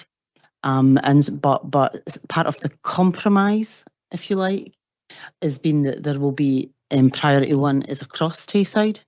So the hope is that will make it easier for them to resource and chair those meetings, but that will be supported by ourselves. And to be honest with you, I think that I'd like to say the proof will be in the pudding, and we will see it over the next few years. And there is a governance group that where health sit. And so anything that's missing, the gaps that are being highlighted, will go to that group before it goes into the partnership. I can't say that I think it's perfect, but I think it's for the first plan in 9 years. That's a local plan. I think that it's a good starting point. Is what I would say. But I'm not thinking it's all going to work out perfectly. I think we need to see, because this is a complete shift for NHS, and for our third sector partners, we have to acknowledge that the reduction in funding across, not just in Perth and Kinross, but across everywhere, will impact on the resource, but we're already at this point supporting them to chair that meeting. But we think it's important because it's about universal provision and getting our third sector partners to buy in, because they're part of this picture, particularly at a universal level. And this plan is not for the higher, it's for everybody, but it's mainly to prevent escalation of need. Thanks, Sharon. Thanks, Councillor Shires. Councillor Frampton, will you move the report, please?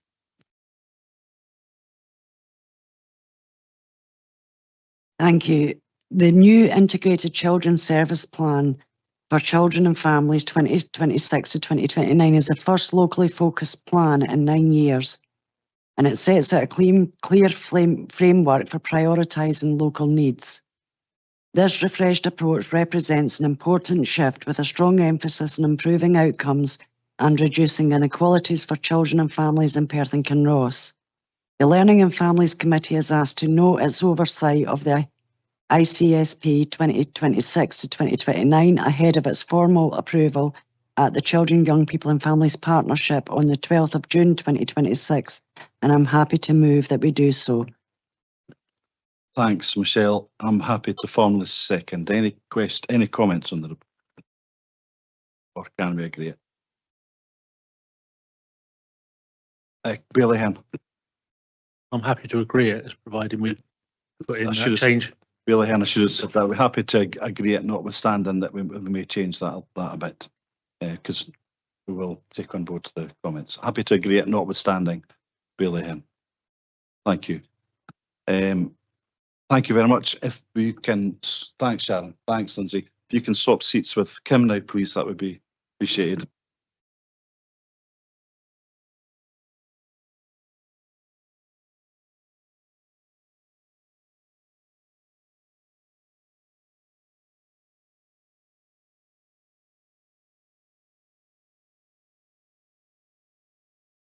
Thanks, Kim. Just go when you're ready, please. And sorry, David, you introducing it. Thank you. Just for the record, David has told me that about 4 times already, so it's my fault. I've got to give a moment. I think that's what it is. So I'm pleased to share with you today the Learner Participation Framework 2025 to 2028. It's the first framework we've had to set out an approach to learner participation for schools and early learning and childcare settings in Perth and Kinross. And it sits alongside the Learning, Teaching, Assessment and Moderation Framework implemented in 2023. But in truth, it sits alongside a much broader range of papers, doesn't it, about the changing landscape that we're in, us recognising that. Our schools and early learning and childcare settings in Perth and Kinross are committed to delivering the best possible outcomes, try to be aspirational and ambitious for all. We want to do all that we can. Being confident, articulate, heard and valued is going to be key to that actually happening. The framework sets out the ambition of PKC's Educational Learning Service to embed a children's human rights approach and to improve learner participation and achieve some highly effective practice, including the voice of all children and young people.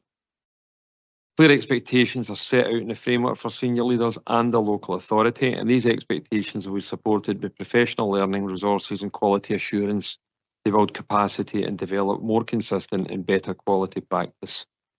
Examples of highly effective practice are set out in the 4 arenas of participation. These examples provide staff in schools and settings with practical approaches to implementing and improving ways of promoting and including learner voice and participation. The author of the report is Kim Ramsey, QIO, and she'll answer any questions today. Before I do pass over to her, it's just to say we're really pleased as well that the Children's Commissioner for Scotland recognised this work and we're engaging directly with them in terms of that whole part of learner voice moving ahead. Thank you. Thanks. Thank you, and thanks very much, and well done. I think it's really good, but there were bits of it I couldn't understand because there is no glossary. There are acronyms on page 124 to 5. It refers to using an OLLI to develop an SC. I had no idea what either of those meant. And I just, again, please, could you put glossaries in education papers, because it is absolutely the worst department in the council for it. Thank you. We do like our acronyms, right enough. David, please. So yeah, absolutely, and we do apologise for that. And I suppose the fault is mine before I do pass over to Kim to translate, and that this is an operational document for our schools. I guess I was really keen that it came here, the committee, because it does represent a sea change in the way that we're actually engaging with our learners and our families in schools. And I thought it'd be really important, although an operational document, for the committee to have sight of that into quizzes. But it's a point well made, and I'll now pass over to the translator of acronyms. Thanks very much for picking that up. So an OLLI is our learning intention. It tells the children what they're going to learn, and SC is the success criteria. And so it's like almost a checklist that the children can then, from the success criteria, determine if they have been successful or not. It helps them to understand what's expected of them and to self-assess, which is really important. But I get that, yeah, OLLI and SC means nothing to someone who's not in a school. I had no idea either, Councillor Barrett, just for the record. 2 questions from Councillor Shars, please, and then I'm going to move for the report. Thanks, Convener. It's really good to see so much of the stuff we see in the inspections, the really good practice, etc., captured in that, and we saw that last night at Mursleeve and some of these things. My first question, and I appreciate this is for children who are in school, but is there anywhere that we capture the views and voices of children who are homeschooled across Perth and Kinross, who are also learners within our council area? And my second question, put my glasses on, is about quieter voices. We heard from Paige and Alexa about young people and children who are the quiet and those with communication challenges. And my third question, sorry, convener, is about those that are not in school. And that's the big challenge, particularly in high schools, is the young people that don't attend, and how we capture that. Okay, thanks very much, Councillor Shiles. So for homeschooling, their voice is captured through an annual review process that we have. And so that is one way that we have of gathering in their voice. But when we start to look at the local authority level of the Young Voice of Perth, we'll consider ways of including their voice on that forum. For children with quieter voices, so throughout the framework, there's tools that have been identified that highlight different strategies, resources and approaches to gathering the voice of quieter children, and also for those children who don't talk. So we use talking mats, and there's training planned for practitioners in the use of talking mats. We're also looking into assistive technology, and there would also be training for that. So there's lots of different ways that we can gather their voice, and we're really working hard to identify and share those. For secondary school children who are not in school, so this would be done on an individual basis and through the child's plan process. And so for every child who's not in school, there would be a child plan, and so it would be through that process that we would gather their voice. But also there's a range of partners and professionals working with those children who would also hear their voice. David? And of course, Kim's entirely right, but of course, you're entirely right as well to point it out, Councillor Shiles, because these are challenging groups, and it's why there is a real need of this to sit at a more strategic level. So there's that bit of clarity. Thank you. Yeah, it was just to follow up. I appreciate it's an operational document, but I just wonder, are there plans to share with parents that these opportunities are going to be given, and more involvement of the pupils in learning as it develops? I know you've got further steps to go through. Thank you. Thanks. Thank you, Liz. David? The very short answer to that is yes. I'm going to Edinburgh to meet the Children's Commissioner a week on Friday and to hear from other local authorities in Scotland.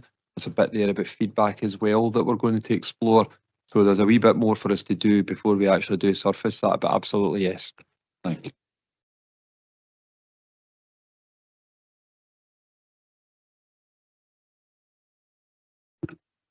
My colour's green. That's not often I say that, but that's another story. Is it working now? Yeah, thank you. And moving the paper, I would like to thank Kim for her work on this and the team's efforts to embed the legal requirements of UNCRC in the learning of all our young people. Crucially, our young learners have been part of the discussion, which I think is really important. Happy children who are aware of their rights and indeed their responsibilities are better placed to learn, and I'm delighted to move this paper. I'm going to ask Michelle to formally second. Happy to formally second. Are there any comments, or can we agree with the report? Thank you very much. I think we'll have a very, very quick comfort break if that's okay. We're trying to get done for 5, so just 5 minutes if that's okay. Thanks everyone. We will move on now to paper 7, which is the Gaelic language plan. I'm going to invite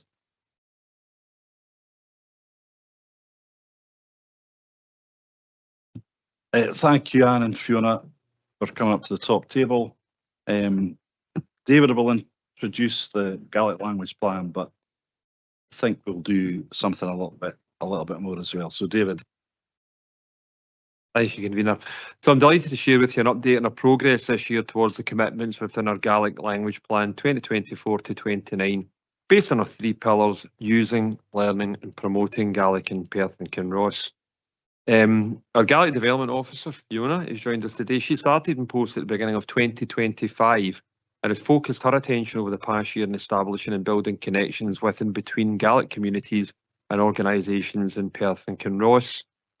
At the same time, any opportunities that arise organically to develop new partnerships and relationships that will further Gaelic in the area have been seized, and this approach will continue over the next year. Providing opportunities for people to learn Gaelic has been a core feature of the last year, with a sustainable adult learning pathway having been developed. Over the coming year, focus will move to supporting speakers at all levels via opportunities to use their Gaelic in a natural context. And you might have seen the walks that Fiona has facilitated in Gaelic, which was really popular. Community engagement will be key to many of our future developments, so continue to grow and strengthen and connect the Gaelic community in Perth and Kinross will be at the heart of our further progress. And really, Fiona will answer any questions in that kind of community part of in our corporate part of Gaelic. The other side of the plan is really round about Gaelic medium education and Gaelic learners, and Anne will answer questions on that. So in education and learning, we're continuing to support the delivery of Gaelic medium education within Goodleyburn, Breadalbin and Perth Academy. Gaelic learners continue to be supported in a number of our schools, and we continue to develop the lead teacher roles in both primary and secondary education to maximise the strength of our GME offering and really to look to grow our own Gaelic provision there. And you'll see from the report that GME pupils across all stages have engaged in a number of planned educational experience to further their skills. In early years, the Gaelic playgroups in Aberfeldy and Perth are both going well, and both Breadalbin Academy and Goodleyburn Primary Schools have a well-planned transition programme for children going into P1 GME classes, and there's plans to further strengthen the immersive opportunities in Goodleyburn Primary's nursery class. There's been some operational challenges in terms of staffing over the past year, but we've worked hard to overcome those, and we continue to work closely with schools and parent groups to deliver the best outcomes for young people in relation to the Gaelic learning.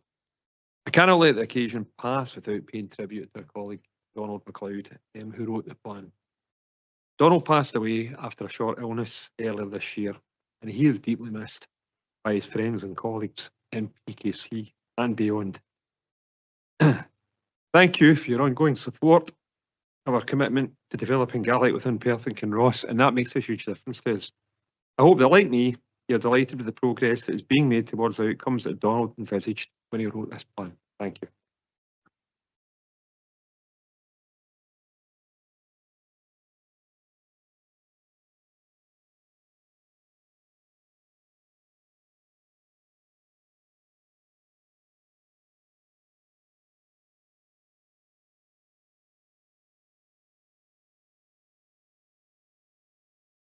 Nech gyrm, mis brwn I sin a flan a Gaelic, ha mi sy'n ffachgol ar a mwr ar carich agos ar co-obricha don y cloch.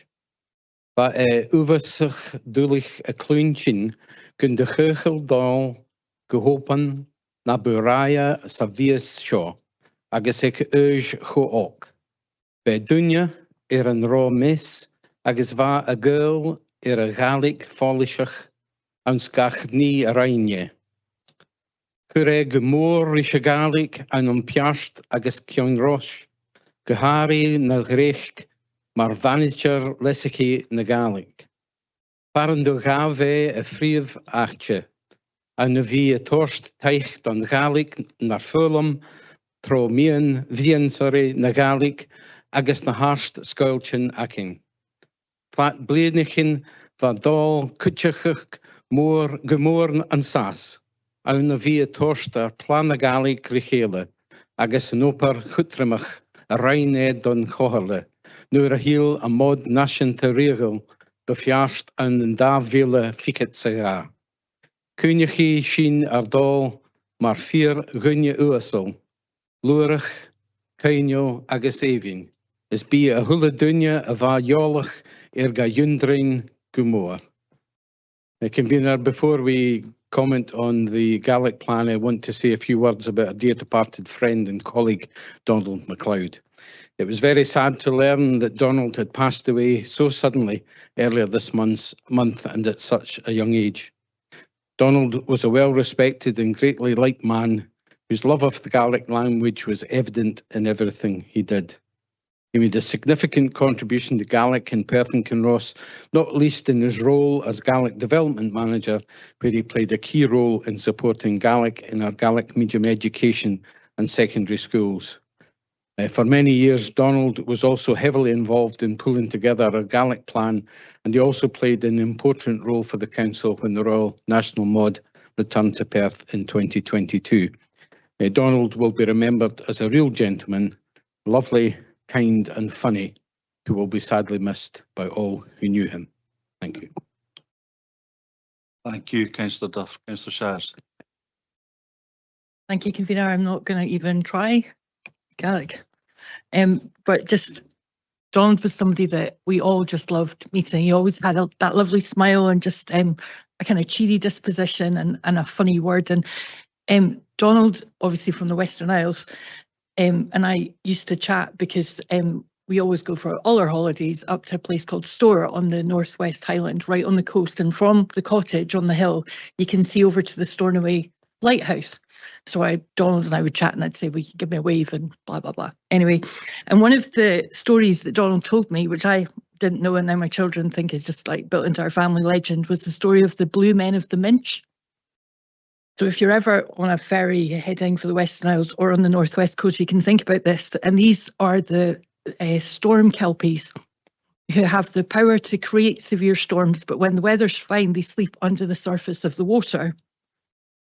And apparently when the skies are really clear at night time, and again, if you're in the Minch, you know these dark skies and the stars, apparently the Blue Men come out and they play shinty. So when the Blue Men gather, they do it kind of for fun to attack passing vessels. Their chief, Shoney, rises out of the water and he shouts 2 lines, you can see Donald in this, 2 lines of poetry to the skipper. And if the skipper can't add 2 lines of verse to the end of it, then the Blue Men seize the boat. So Donald would always sort of say to me, well, if you're out in a boat in the Minch, which we've done on a number of times, don't forget you need your poetry lines. So it was just something that very personal to me, that every time I would see him, I'd have to think of my 2 lines of poetry. And that just was Donald. He just was a lover of culture, a lover of his language, and just an all-round good guy who'll be missed by so many of us. So if you're on that ferry heading for the Western Isles, have your 2 lines of poetry ready in honour of Donald. Thank you, Councillor Shires. I think I'm going to ask for questions now at this point. If anybody does want to make any further comment, feel free to do so. Any questions on the paper? If there are none, Councillor Duff.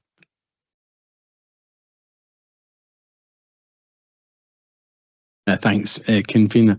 I noticed on page 168 in the kind of actions list that was there, it talked about the implementation and monitoring of the plan, and the action there was about establishing a Gaelic language plan steering group, which was to be established this year. I just wondered whether that group has been formed yet, and if so, you know, the makeup of it. Thank you.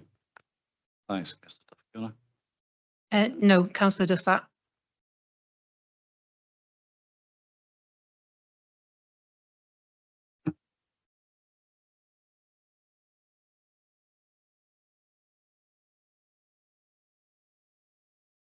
So no, Councillor Duff, the steering group hasn't been formed yet, but that is something that we're hoping to do this year. Thanks, Councillor Duff. If there are no more questions, I'll briefly move the paper. And with apologies to Anne and Fiona, whenever I think of the Gaelic language learning plan, I think of Donald MacLeod. I liked him, I'll miss him. I'm moving the paper. Happily. Any comments, or can we agree the paper? Sorry, I need to ask Councillor Frampton to second it, sorry. Formally second. Can we agree the paper? Thank you very much. We'll now move on to the next paper. Across the school day policy. Eve, can you swap seats? Thanks, Anne. Thanks, Fiona.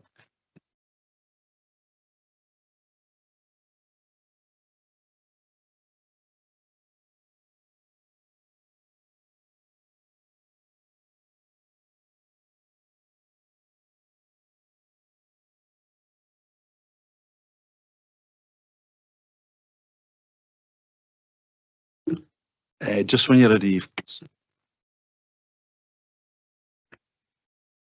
Thank you. So I am pleased to introduce to you today the cost of the school day policy, which has been developed in response to the impact that we know poverty can have on learners, and at a time when many households' budgets continue to be under strain. While education may be free, school is so much more than acquiring knowledge. There are various costs associated with the school day, including uniform, trips and excursions, resources and wider achievement activities. National resources are available, such as the cost of the school day toolkit developed by CPAG, which is the Child Poverty Action Group in Scotland. A working group of officers from Education and Learning and Early Learning and Childcare worked with schools and settings to develop this policy, and schools are being asked to develop a cost of the school day plan. This is part of their school improvement plan. This focuses on actions and mitigations to ensure all children in Perth and Kinross meet their full potential, regardless of their socioeconomic background and without stigmatisation. The cost of the school day policy outlines best practice across several key areas, including uniform, learning and teaching, trips, visits, prom, and it also highlights case studies of some of the thoughtful practice we have seen in Perth and Kinross to support schools to ensure that no one misses out regardless of financial barriers. Thanks, Eve. Just before I ask for questions, was that too prompt in the last paper, Councillor Barrett? Okay, thank you very much. Any questions? Two questions from Bailey Hearn. Just go for it, please. Thank you. My first question is on school uniform.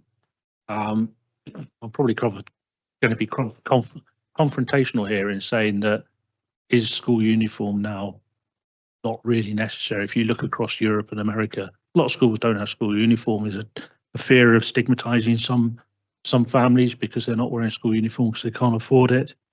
And does it really make a difference to somebody's education if they're in school uniform? Lots of parents, regardless of their financial status, will refuse to buy it because you're only buying a blazer or something with a badge on it for a year, if not, you're lucky, 2 years.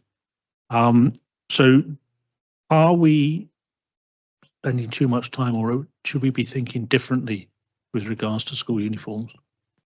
Thanks, Bill. And David, sorry. So yeah, I mean, it's a big question, isn't it, round about uniform? And I think there's another bit round about that, about the things we sometimes spend a lot of time discussing in education, whether that's mobile phones or uniform. And I was kind of reflecting that when we had the presentation from, the group talking about the promise, the care experience, children and young people, and sometimes where we do expend our energy there. I think there's a variety of research round about school uniform. I think that what's important for us here in P&K is that it's up to individual communities and individual school communities to decide what's right for them. And that probably reflects a wee bit where we were with our school, our mobile phone guidance about the kind of, the kind of ground rules that we set around about that.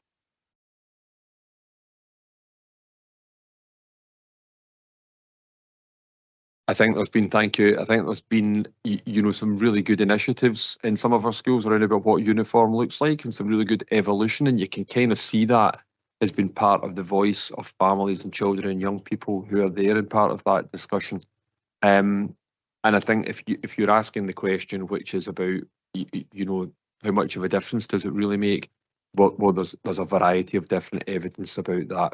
But if you speak to school leaders, they'll tell you that, first of all, in terms of safety, in terms of identifying the children and young people that belong in the school, it plays a role there. And I think they would also say that in that thing that all schools try to do, which is to try to build a positive culture and ethos and values, it can have something positive to offer there. But you're also absolutely right to say that across Europe, there are different approaches to this as there are across the world. So it's just something we keep constantly under review. And, we could talk a long time, but I'll leave it at that. Thank you. Councillor Shires. Thank you, Convener. There's certainly a lot to welcome in this report, and as somebody who grew up in a single parent family and then went to a school that was in a pretty affluent area, it's definitely something that I think a lot of us can identify with, the challenges that presents for families. My questions were really around the bit where it talked about the sort of wider opportunities that come in school. And my concern was that if we reduce opportunities to explore trips out with Scotland, as it references as an example in the report, does that not potentially reduce the opportunities for those from limited income families who might never get the chance to travel to places like London or whatever? I had a bit of a question around sustainability of offering only Scotland-based ski trips, given the vagaries of our weather.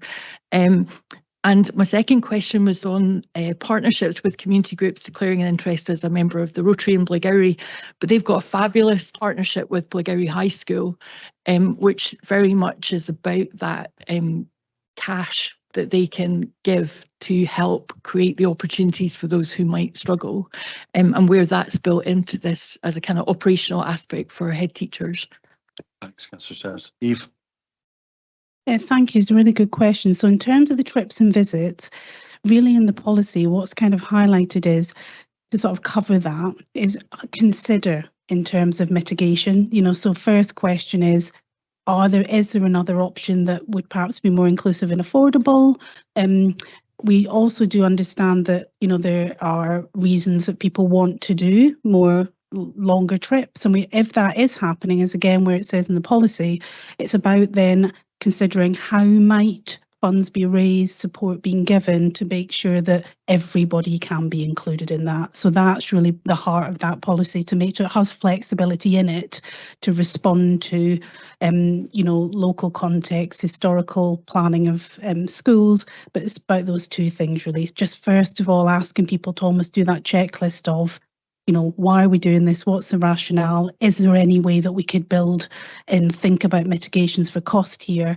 And if we still want to go ahead with X trip and we know it's going to cost a little bit more, how can we make sure we don't disadvantage anybody in a non-stigmatising way? It's really what we'd ask them to do, which is really the important thing. And I think partnerships like the one you mentioned at Blairgowrie do come into that, you know, and it's about, again, thinking about ways to do that in a non-stigmatising way, but there can be a little bit of partnership working, fundraising working to support some of those sort of perhaps a little bit more costly further afield opportunities where they arise. So thank you. Thank you. Billy Hen. Thank you very much. My second question is on school, well, it's a comment within the school excursions on page 258, where it says cost will never prevent any Perth and Kinross pupil attending an educational excursion during the school day. And then if you go on to page 259 and the third last bullet point, it says schools will walk where local trips are within 1 mile of the school, be mindful of safe routes and individual needs of children and young people. And I specifically pick out the safe routes. So if I take one school in my area, Canal Primary, who doesn't have hardly any land outside the school and has to use the North Inch for a lot of its activities, that Dundee Road is a nightmare with the crossings that are there. And I have worked for several years now with roads trying to sort it out, still not getting anywhere, and the head teacher getting frustrated as well. Sometimes you can end up with a single class in 3 separate areas, one each side of the Dundee Road and one on the island in the middle. We need to do something about, if cost is not an option in trying to keep children safe, we need to either give the head teacher control of the crossing when she needs to get her classes across there, or, has been asked by myself and being looked at by roads, giving them other crossing. And I'm sure that Canal Primary is not alone in Perth and Kinross, especially some of the rural schools where there is unsafe roads in cutting them off from areas that they need to go to. I think St Ninians also, they go and operate and do school days down on the North Inch as well.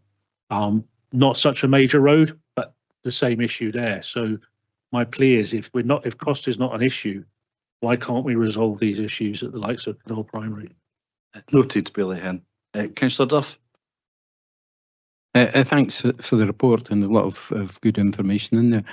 A lot of it refers to the role of parent councils within the cost of the school day, and I'm not sure whether we have parent councils in all the schools that should have them. I know I was at one recently, the AGM, and they were very thin on the ground, I would have to say. And I just wondered if we do have them all across our school estate, but if not, whether there should be some kind of drive for recruitment to parent councils across Perth and Kinross. Thank you. I certainly remember early on in Tulloch Parent Council, I think it was, and they had about 9 people and they were apologising for it being quiet, and I thought, no, this isn't quiet. Karen, I don't know if you want to say anything on that, please.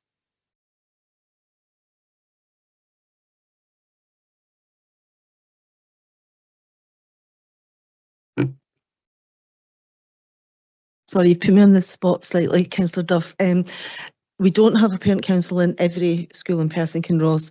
The number of schools that don't have a parent council, I think, is about 6. But I would need to check that for definite. But we have got a high take up in Perth and Kinross, but not quite all. Thank you. Thanks, Karen. Sorry if I put you on the spot there, but again, a point well meant, Councillor Duff. So thank you for that. If there's no more questions, I'm going to briefly move the report. I think this paper is particularly relevant at the moment, given the cost of living crisis. I think families often face extra financial pressures. Could I get an answer to my question, please? You said noted, but I'd like to know if there is something that can be done. I'm not sure. David, I don't know if you want to. I deliberately said noted because I'm not sure that there is an easy answer. But David, And apologies, I thought it was a comment that you said, Billy, here, and I thought you said it's a question, but really a comment. So I guess my answer to that would be, that's something that in conversation with colleagues, because you identify it as a roads issue that's there. So I'll take that on with my counterpart in environment in the back of this meeting, and we'll look to kind of feedback to you on that. Apologies as well.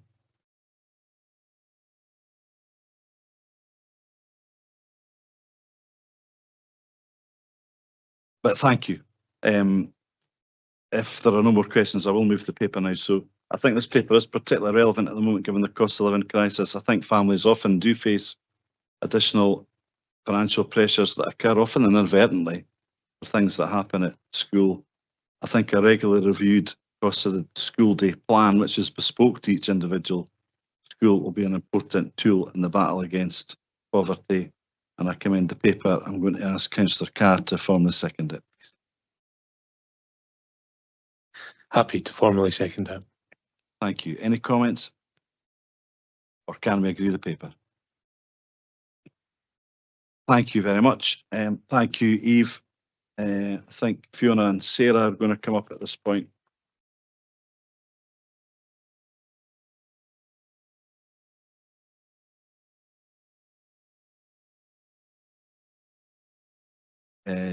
David O'Cluss is going to introduce, first of all, the St John's ISP paper.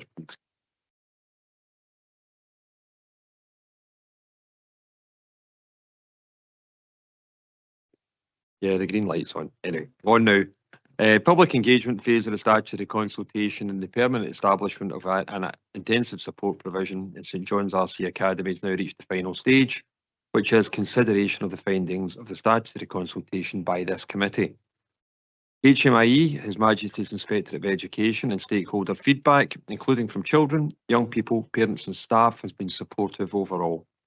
Therefore, the committee is asked to support the proposal to establish a new intensive support provision at St John's RC Academy, offering a sustainable and inclusive solution to the provision of education for children with complex additional support needs within the St John's RC Academy catchment. Along with the proposal in the report, this will conclude Phase 2 of the Intensive Support 2 Provisions Expansion Programme.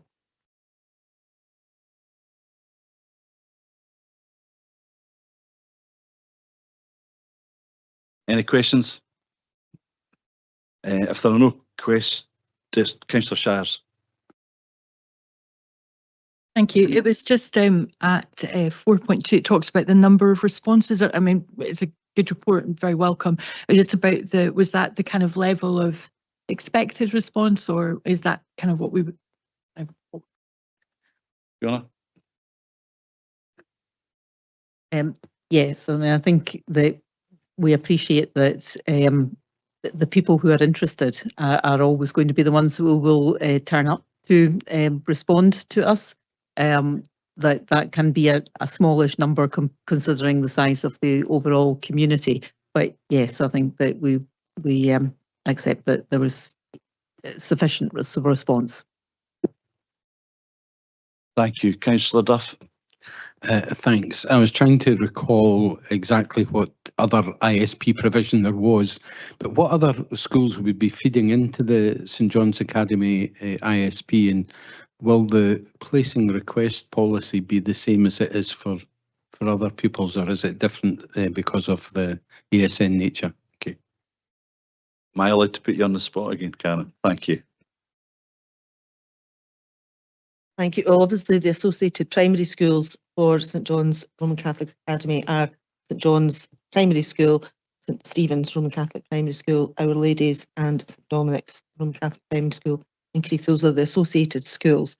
However, the catchment for St John's Roman Catholic Academy covers almost 3/4 of Perth and Kinross, so the council's admissions policy will be critical in terms of prioritisation.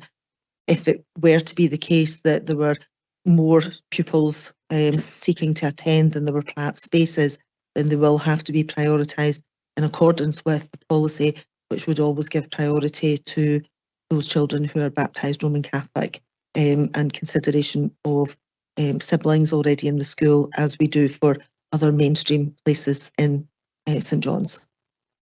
Thank you. Yeah, go for it, John. I just, are we anticipating at all then that there will be a demand from non-denominational pupils with ASN to go here, or are there, what other local alternatives are there? I think Fiona might answer the question.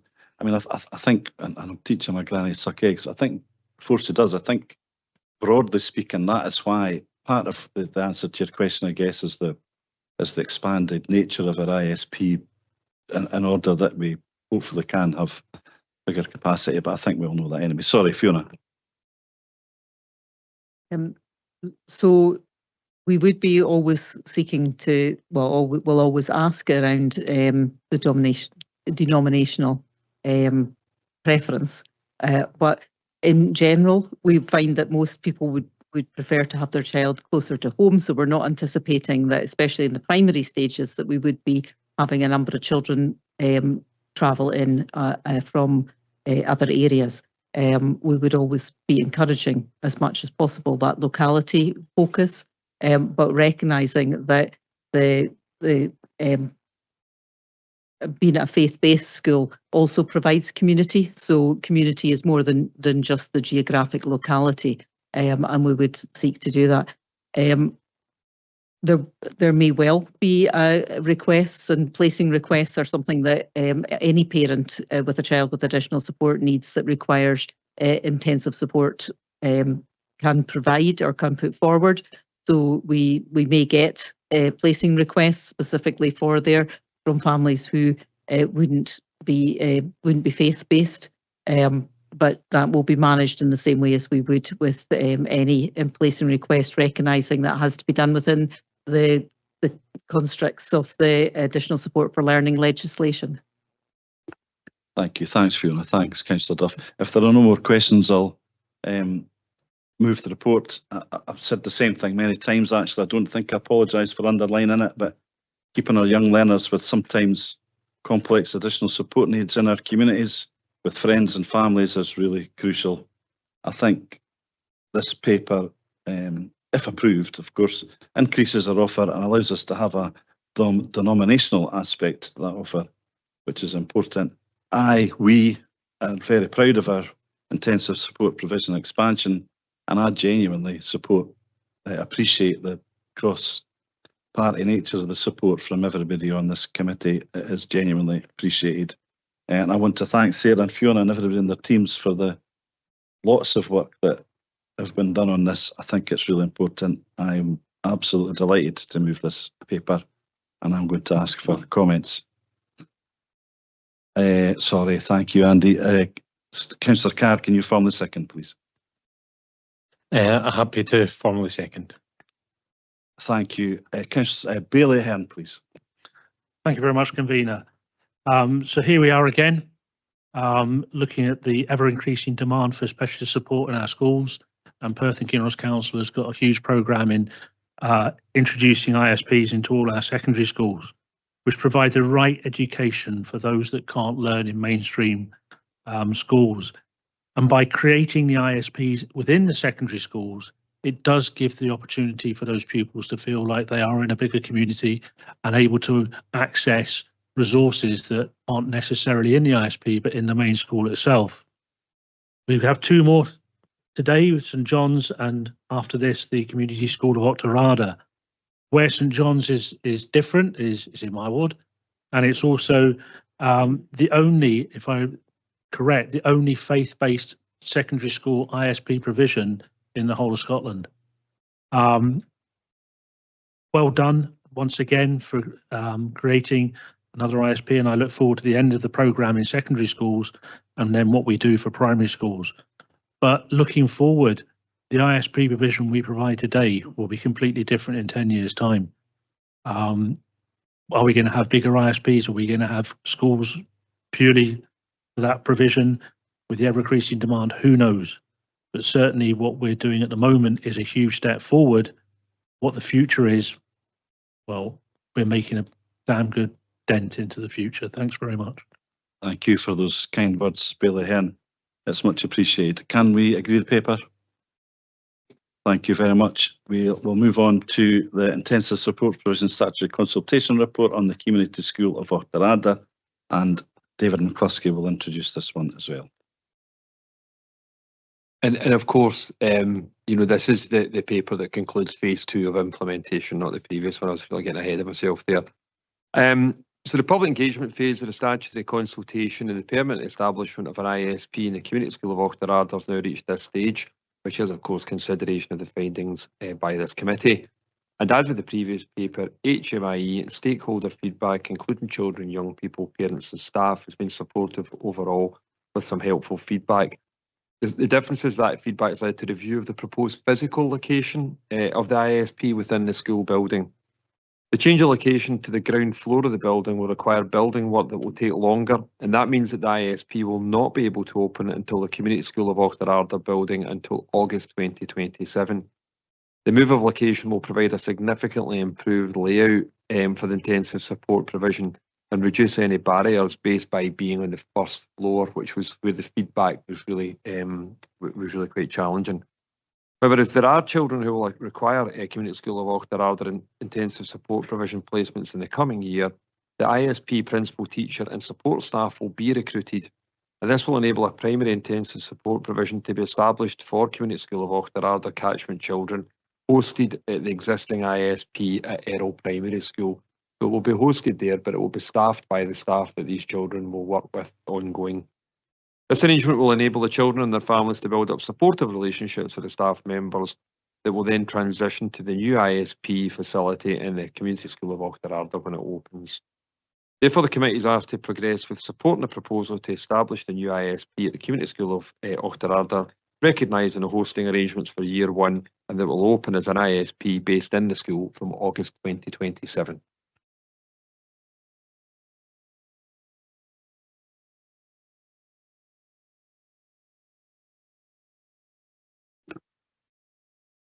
If there are no questions, I will ask Councillor Carr to move this report.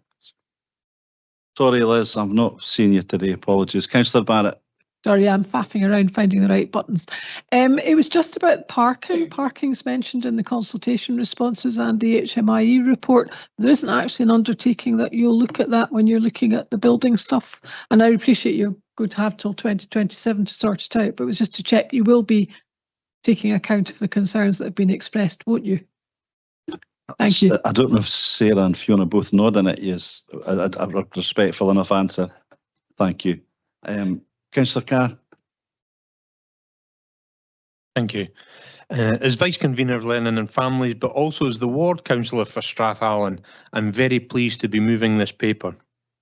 The consultation process highlighted both strong support and a real need for an intensive support provision at the Community School of Auchterarder, providing much needed support for those with more complex additional support needs and avoiding the necessity for those requiring support to travel further afield to have their needs met. It is also great to see that this ISP will provide an inclusive learning experience for both primary and secondary pupils, delivering clear educational benefits for up to 16 pupils, and meaning a positive through school experience from primary 1 right through to school leaver. The delivery of this ISP also reaffirms this Council's commitment to supporting the complex additional support needs of children throughout Perth and Kinross. I'm happy to move this paper and I'm going to ask fellow ward councillor Alan Watt to second. Thank you, thank you, Stephen. Thank you, convener. It's a real pleasure to second this motion today. I'm pleased that children in Ward 7 with ISP needs will no longer have to go to different schools from the rest of their family, and it shows that working together within the council gets things done for our communities is achievable, and it'll make life better for the children of Ward 7 in their education. And I'm happy to second. Thank you. Thank you very much, Councillor Watt and Councillor Carr. Are there any comments on the report, or can we agree it? Thank you very much. We will move on to the last paper of the day. Thank you, Sarah. Thank you, Fiona. I should say that. We'll move on to the last paper of the day, which is regarding Logie Primary School. And we'll ask Karen to come up to the front. Thank you.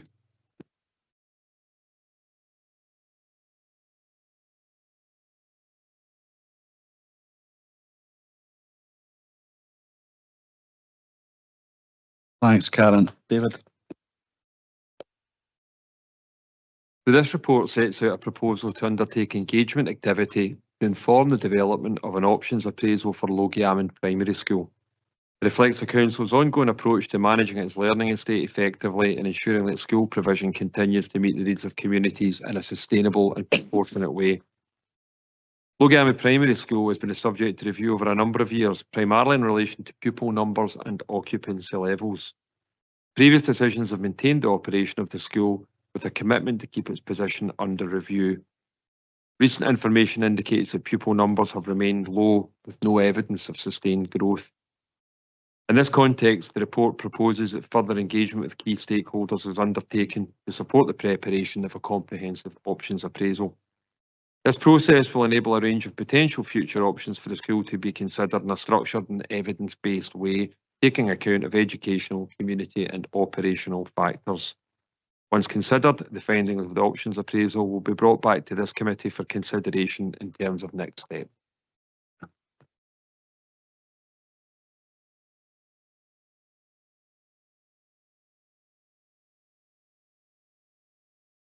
Thank you, convener. I'm just a question about the page 353, appendix 1. Towards the bottom, there's anticipated breakdown of pupils for August 2026, and it's got a total there of 11, and that does add up across P1 and P7. But then the projected school roll for 26-27 is 12. Why is that not 11, and does it impact on the numbers going forward for the next 8 years? Karen? Oh, sorry, it's me. Thank you. Thank you, Councillor Barrett. I was sitting behind you and noticed that earlier as well. That number should say 11. We had to update the projections because there has been some changes in terms of the numbers for the P1. So that's an error in terms of the projection for 26-27. That should say 11 based on the table above that. But it doesn't impact on the rest of them because that was updated. It's just that one figure hasn't been changed. Thank you. Thanks, Councillor Barrett. First question, Councillor Stewart, please.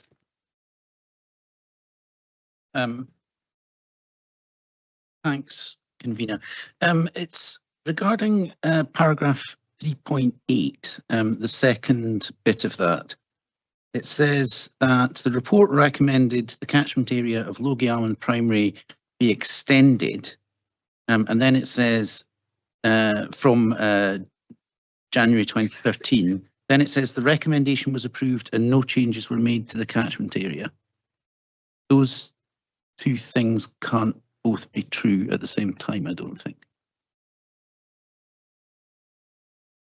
Karen? Sorry, I think we had recommended there was a change to the catchment area, but it wasn't accepted. Councillor McPherson? Thank you, convener. My question is, do we know how many of the P7 leavers at Logie Primary School go on to attend Perth and Kinross secondary schools? Thank you.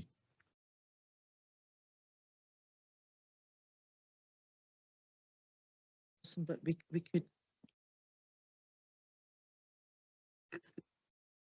I don't have that information to hand, but we could check that and send that to you after the meeting, based on what's currently known for the current primary 7, what that looks like. Thank you. Thanks, Councillor McPherson. Thanks, Karen. Provost. Can you hear me? Yeah, good. I've got 2 questions, if that's okay, convener. Thank you. The first question is, what have we proactively done to increase the school role over the past 8 years since the committee last considered this substantively, given the school closure review panel when they were considering Abernite Primary School, when this council voted to close Abernite, overturned that decision in part because the council had not actively done anything to proactively increase the school role.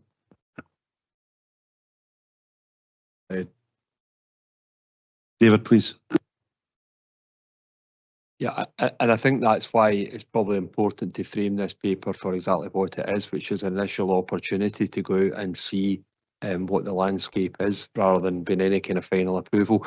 But in terms of the detail around about that, I'm going to let Karen, who was involved in those discussions, answer. Thank you, Provost.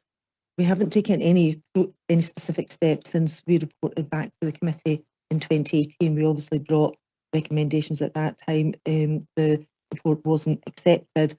The update that came back to elected members in 2022 was a role update, and that's also, the council hasn't taken any specific steps. We've obviously gone through a number of step processes in the previous years, looking at changes to the catchment. That was all investigated as part of the options appraisal that came to committee in 2018, but we haven't done anything further from then. Thank you. Yes, carry on, Provost. I've got a supplementary to that then, based on the answer, and then I see Councillor Shires wants to come in, so I'm happy to bring my second question back after that. But in terms of the supplementary to that, obviously, I don't think that the so Mr. McCluskey's answer sets out that this is very much looking at options, and that was exactly how, for example, the Abernite paper was originally presented. So there is very little difference in terms of how this was presented and that was presented in terms of initial options going out and looking at it. It explicitly says in this paper closure is on the table as an option, very similar to Abernite, and indeed all the other schools that we considered. You know, we went through an awful lot of schools at that point, we considered them, and the review panel in their determination did determine that we had not done enough in terms of trying to increase the school role. When it was brought back to committee in 2022, Councillor Stewart and I brought an amendment at that point, which requested that the executive director take steps across not just that school, but a number of schools to seek to create sustainable future roles. And my understanding is that work was not done. So my question is, how legally defensible would this be if we did vote to closure in, say, a year's time, given the past history we've had of the ruling at the school closure review panel? David? I think the local demographic landscape is quite different from 2022. And one of the things that we're seeing come through, physically coming through into a school population and through that early years population, is a reduced number of children and young people in all of our localities. So, you know, I think there is something in the region of 130 fewer children going to be in our primary schools next year. Quite a significant number of P7s have now moved into secondary schools, so their roles are currently quite buoyed. But that will begin to work its way through the system. Now, once you get beyond 5 and 6 years, it obviously becomes more hazy in terms of future population projection. But I think the idea of boosting individual school populations is probably that's not the same place that we necessarily were in 2022.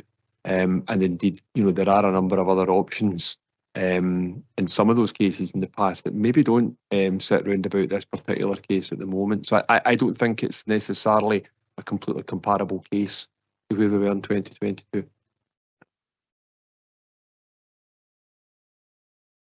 Thank you, Convener. My question's around the head teacher position and efforts to recruit into that role, just to get a bit of context around it. Thank you. Eve, please.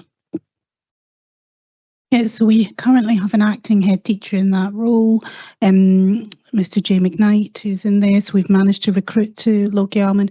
It'll be about decision making in terms of the future of the school, and when we look at, going forward really for a permanent head teacher, depending on outcomes. But we have got somebody in there at the moment who can be in there for some time. And we've obviously been advertising for, and how many times we advertise, and what's the feedback been David? from those that might have applied for the position? Thank you, Councillor Sears. David? Yeah, we've advertised for that role on multiple occasions and it's proved really difficult to fill. It has been filled in the past, but those appointments maybe haven't stuck the way we would want them to stick. And it is a really challenging post to recruit to on a permanent basis because of the size of the school, the teaching commitment that it involves, and the fact that there are other leadership opportunities within an easily travelable direction for those who are prospective school leaders, which will offer, quite honestly, greater remuneration and greater leadership opportunity. So it can be really tricky in a particular context like this to get somebody who A, brings the right leadership skills that you'd want for somebody to be a head teacher, and B, is prepared to take that step up for what's a comparatively small uptick in terms of remuneration, particularly the way that main grade teacher salaries have been moving over the recent past. So it does present us with some particular challenges. How many teachers are there at Logie Almond? The head teacher is presumably full-time, and So the head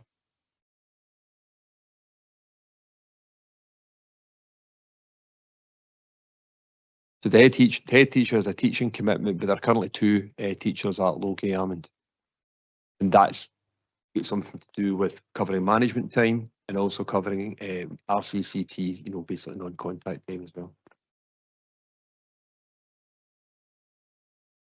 Thanks. In the report, it talks about past potential catchment pupils of 17 who could have come to the school, but obviously, given the tables that we're looking at, obviously didn't.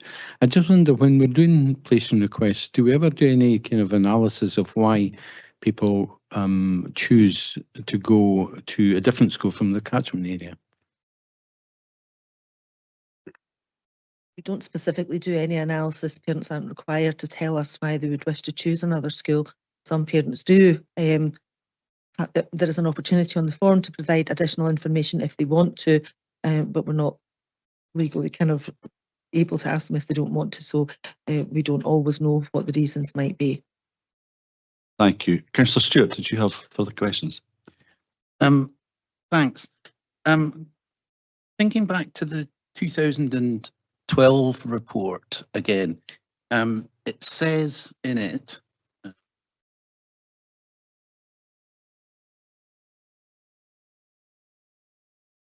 the school roll at Logie Almond Primary has decreased by almost 30% since approval was given to commence formal consultations on review of the catchment area, and the occupancy, this back in 2012, is now operating at 20.8%. It would therefore not be deemed appropriate to consider amending the catchment area when the school roll has not been sustained at the level of pupils who were in attendance in August 2011.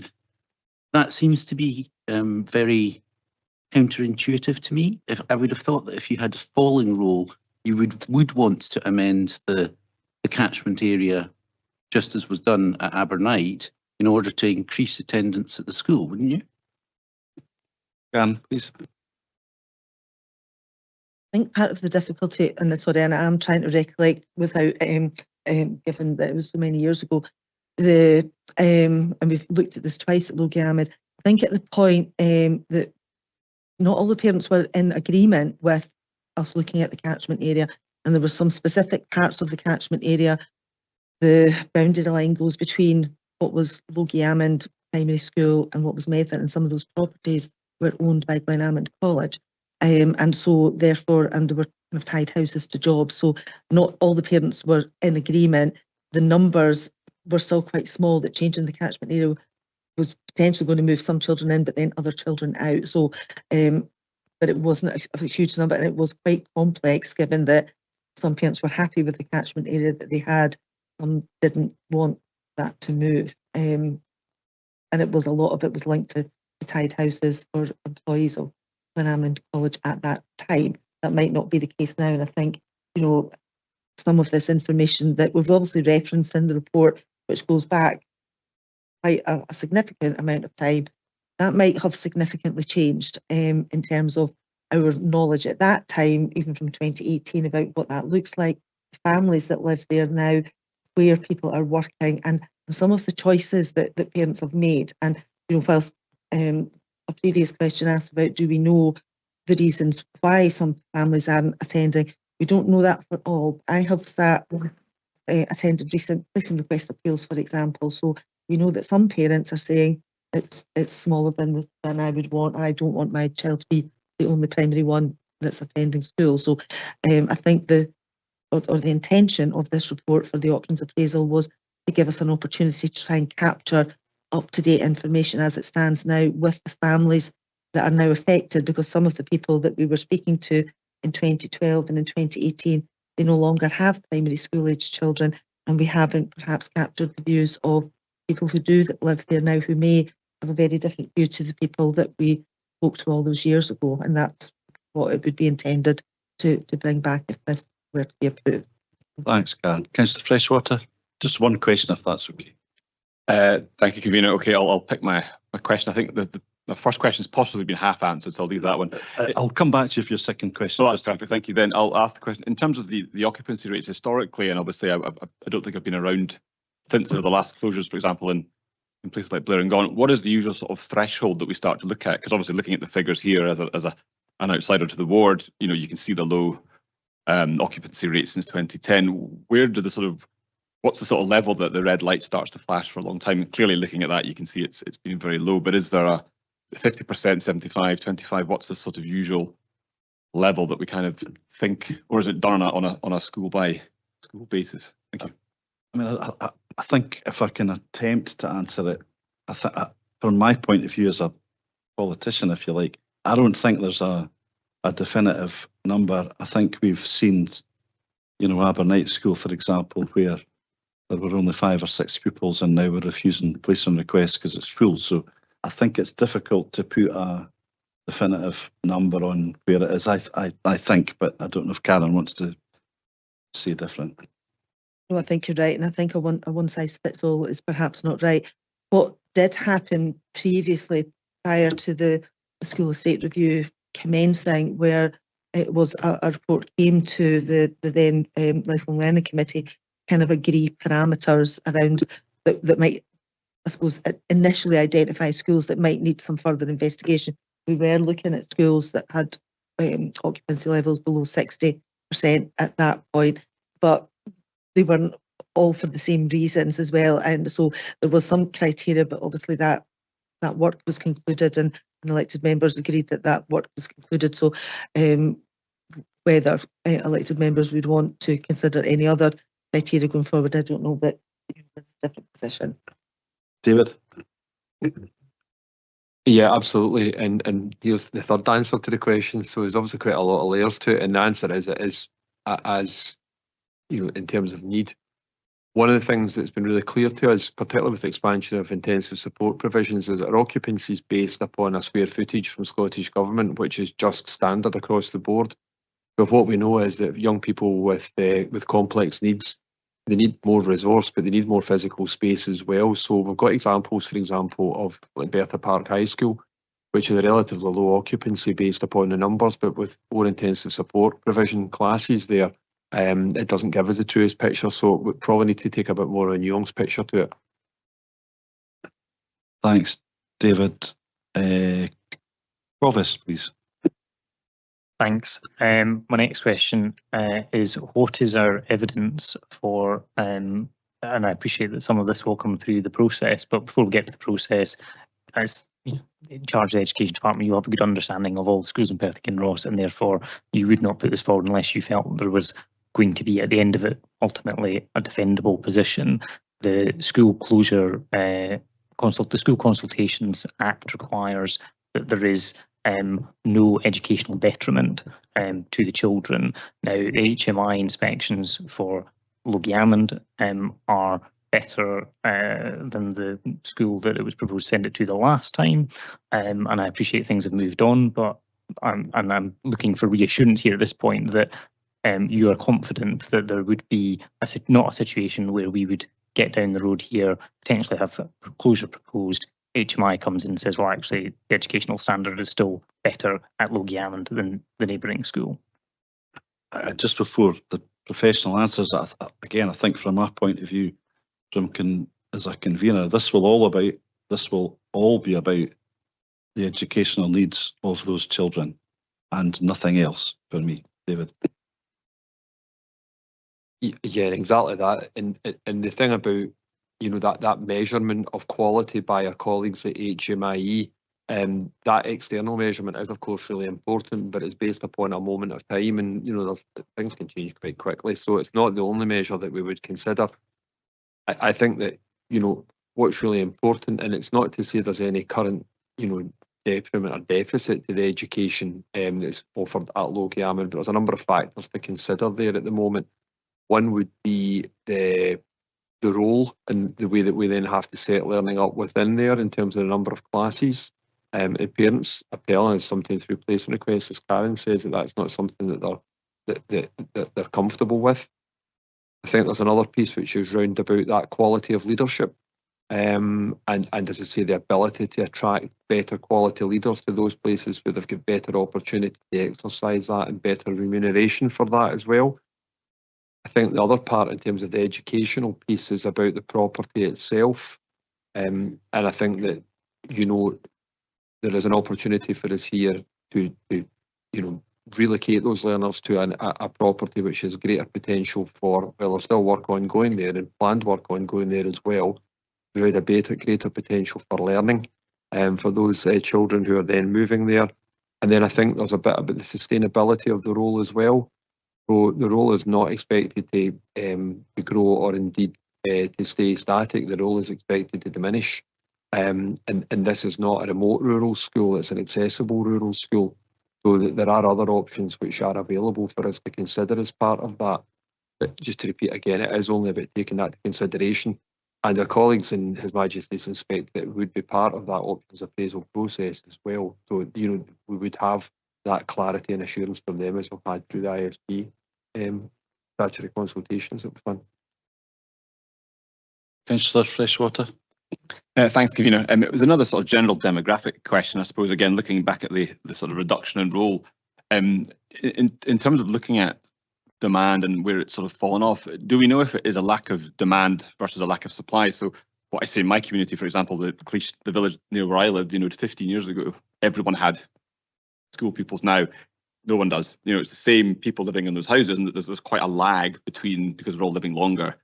In 10, 15 years' time, there may suddenly be a whole new generation of families, parents with children. I suppose that's kind of what I'm looking at. Is there suddenly going to be a, you know, is that you know, that curve going to suddenly go, or the U-shape suddenly going to go back up again? Are you able to monitor whether there are children in the communities that don't want to go there, or is it just that there's a lack of children in the areas because of just general demographic change? Thank you.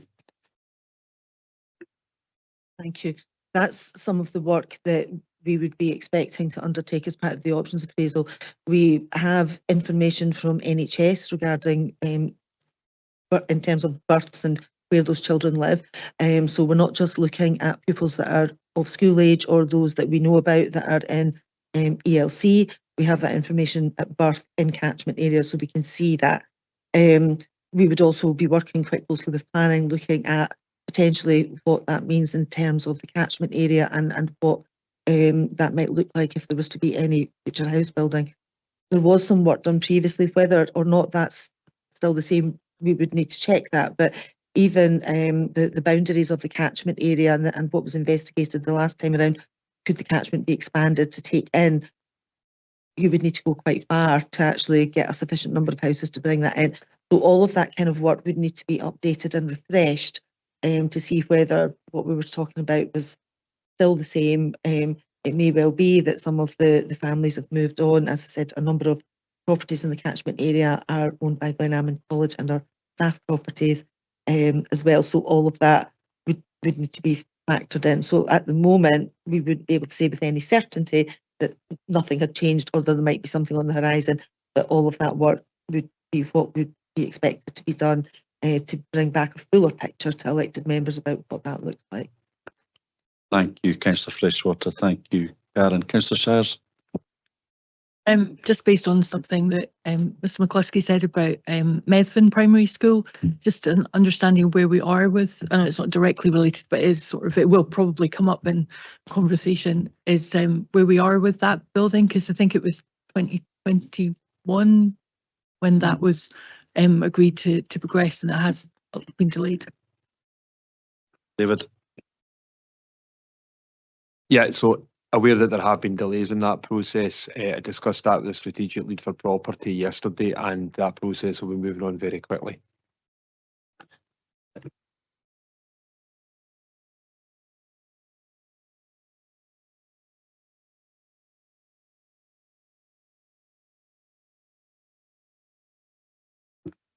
So yeah, but we want to move that on very quickly. Councillor Duff, please.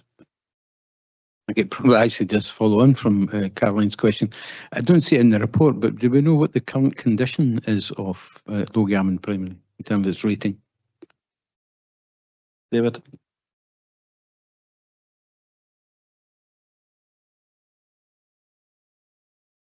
Sorry, it's a category B school at the moment. Provost. Thank you very much. Further question around, and it's in two parts. So what would the saving that would be achieved by closure be? And in considering that, when we had the closure of Abernite, the Scottish Government called it in part on the grounds that they didn't have confidence in the costs that were being put forward by the council in terms of savings. That was supported by Lady Wise at the Court of Session and ultimately by the School Closure Review Panel, who all found that the costs were much higher than they thought it could be justified. What have we changed in terms of our calculations in terms of cost since that happened, in terms of learnings from that ruling, and therefore what is the potential cost saving? David, please.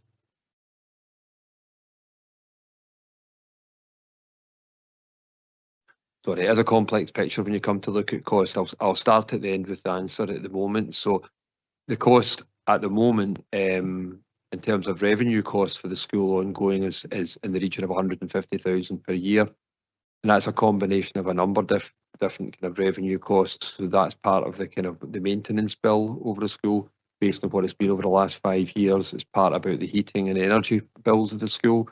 There's something around about the facilities management of the school as well, and the cleaning. There's a bit about salaries as well, but notwithstanding that, you know, these children would still be taught wherever they are. So you're not necessarily going to make the full saving of teaching staff depending on those 11 children and where they go to and what they add to in terms of classes when you move ahead. But also the promoted staffing part of that, you would be a saving because there would be no longer a need for a head teacher to be appointed to that school. So that's somewhere in the region of about 20k at the moment. But it's fair to say that there's more work to be done to bring more detail to those costings than where they are at the moment, and many of them are based upon historical figures that we have. Supplementary, if I may. After the School Closure Review Panel refused the closure of Abernite, the council said it had undertaken a process of learning from the ruling and was looking into that. I'm not sure I can recall seeing the outcome of that learnings. If there is a document that details that, is it possible to have a copy of that, or can you outline some of those now for us? And I think that's something that we'll take forward from this meeting as well, to investigate with colleagues that were involved at the time. You know, and you'll appreciate that some of the colleagues that were involved at the time now work with different services in terms of education and learning, but I agree it would be quite important to give confidence around about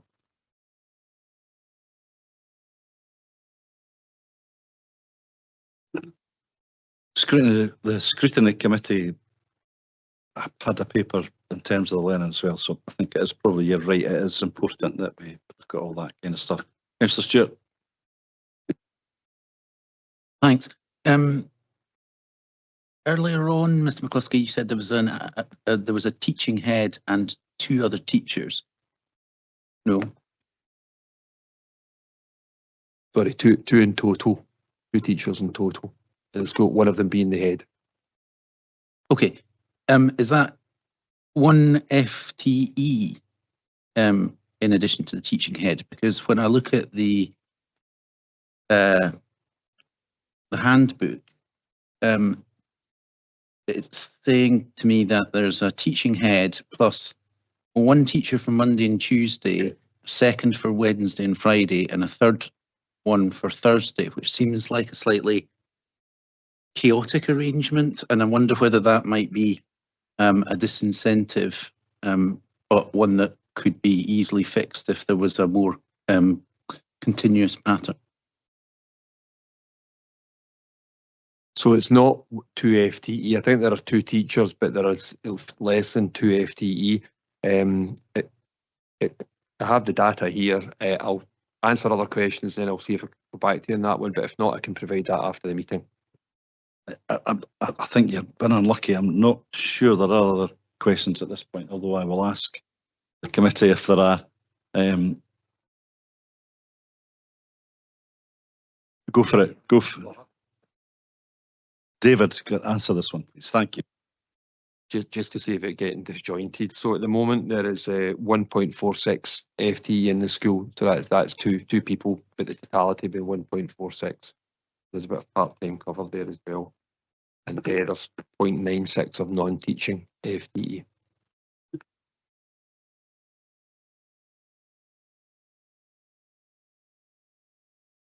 Thank you for your patience there, Councillor Stewart, and thank you, David, for your answer. Are there any more questions?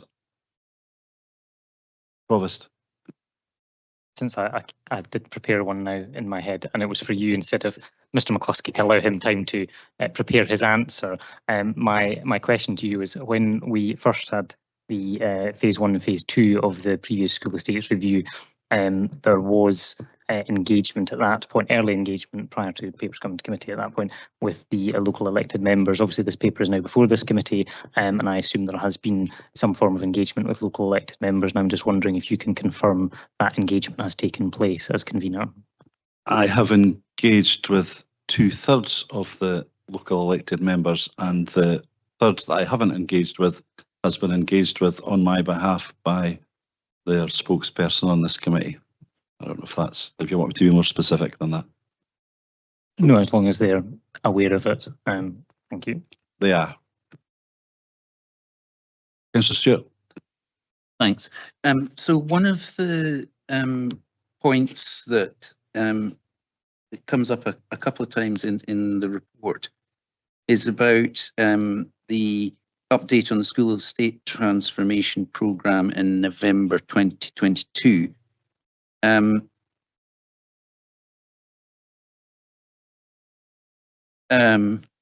Provost McDade mentioned it earlier, but I just wanted to specifically ask, the minute of that meeting, or the resolution of the committee at that meeting was included the Executive Director, Education and Children's Services, plan a review of the school estate in line with the principles of the approved investment blueprint and financial strategy to include the feasibility of introducing ELC provision in all rural primary schools currently without one, and a Perth and Kinross wide catchment analysis that considers the projected population expansion as a consequence of current and projected new house building and seeks to utilise available capacity to ensure all current schools have a sustainable future role. Such a report on the findings to be brought to committee by summer 2023. That didn't happen.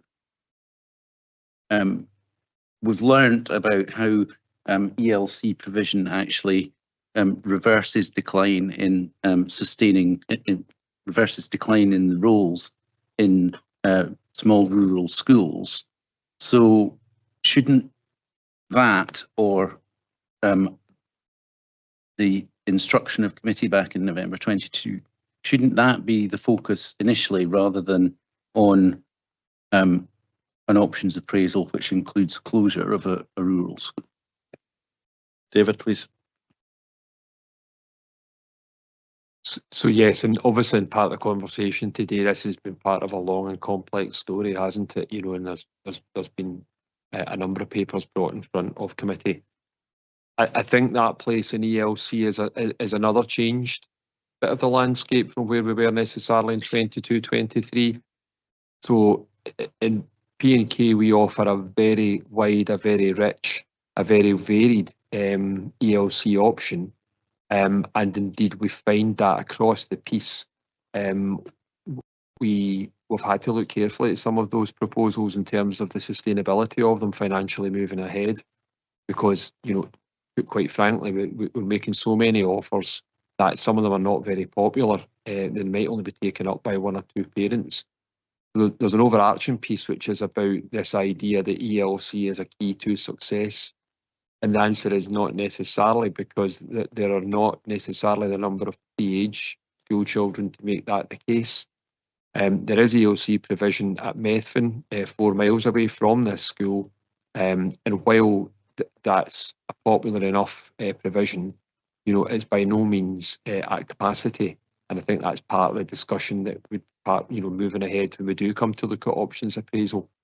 But, you know, before we even get to that part of the more deep analysis, there's nothing in our data at the moment that tells us that there is a demand for early learning education in Logie-Ammond, or that indeed there is an unmet demand out there in our wider communities, actually across P&K. If anything, we are almost oversupplied with what we have. Just on that last point, wasn't the request for ELC second, online questionnaire feedback? This is the 2018 consultation and options appraisal. Second comment there is establishing a nursery preschool on site at Logie-Ammond would be the most beneficial option. So when we've gone out and consulted with the locals, that they have fed that back.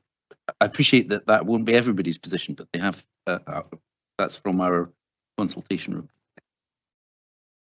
Thank you. If there are no more questions, given the time of day, I'm going to move for the report. And moving the report, I think the only thing I would say at this point is it's just really important to note that this paper asks us to consider options, and all viable options will be considered, and no decisions will be taken without extensive consultation. I'm going to ask Councillor Carr to formally second the report. I formally second. Thank you. Thank you very much.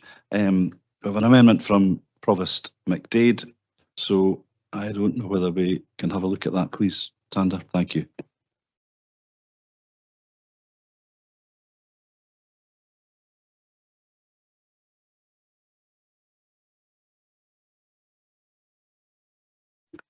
If all members are able to see that, I will invite comments and debate, please. Sorry, can I? Sorry, Provost. Yes, absolutely. Go for it.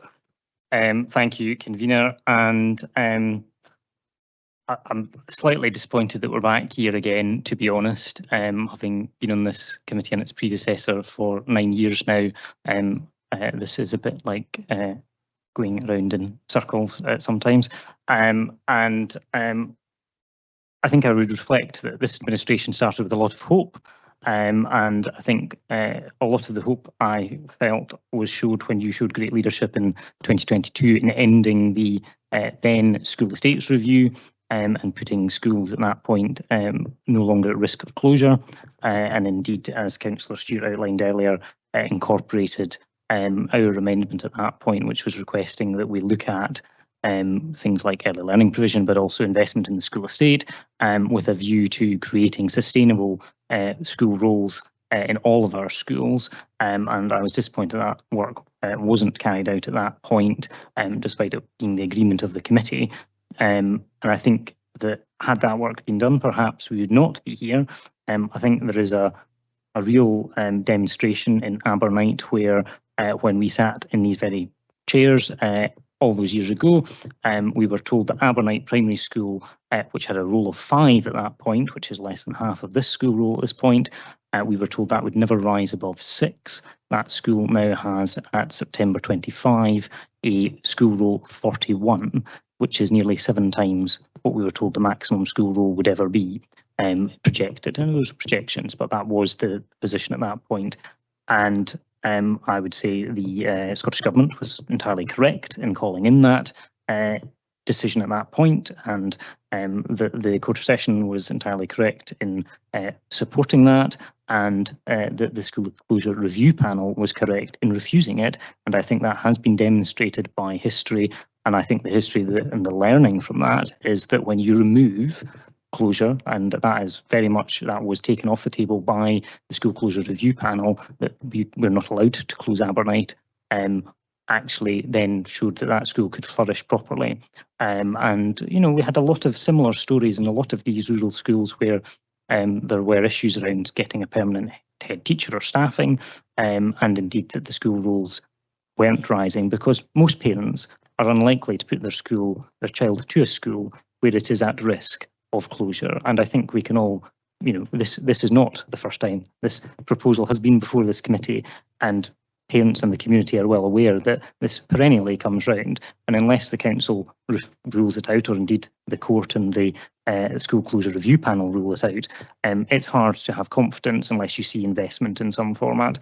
So I think we're almost in self-perpetuating prophecy here, where we are not taking the actions to create a sustainable school roll, and that in itself is not creating a sustainable school roll.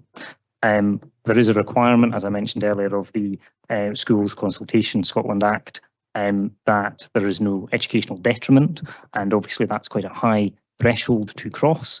And you know, when Abernight was overturned, it was overturned on, I think, 3 separate decisions. The ruling from the panel was quite conclusive at that point, and I'll quote it. The School Closure Review Panel concludes that Perth and Kinross Council has failed in a significant regard to comply with the requirements imposed on it in terms of the Act, insofar as they are relevant in relation to the proposal in terms of section 17C4A of the Act. The School Closure Review Panel refuses consent to Perth and Kinross Council's proposal in respect of closure of Abernight Primary School, and it was done on 3 separate grounds at that point. And it said at that point that part of the decision was that the council had not taken action to increase the school roll, despite requests back in 2012. It's similar, you know, every time this comes round for every 5 years roughly, the committee had requests in 2012 at that point to increase it, again in 2017, and hadn't taken action, and that was one of the reasons. So I fear that we could go down this road. We could end up with a recommendation for closure. We could even vote for closure, and it could be overturned. And at the end of that, we've spent an awful lot of officer resource.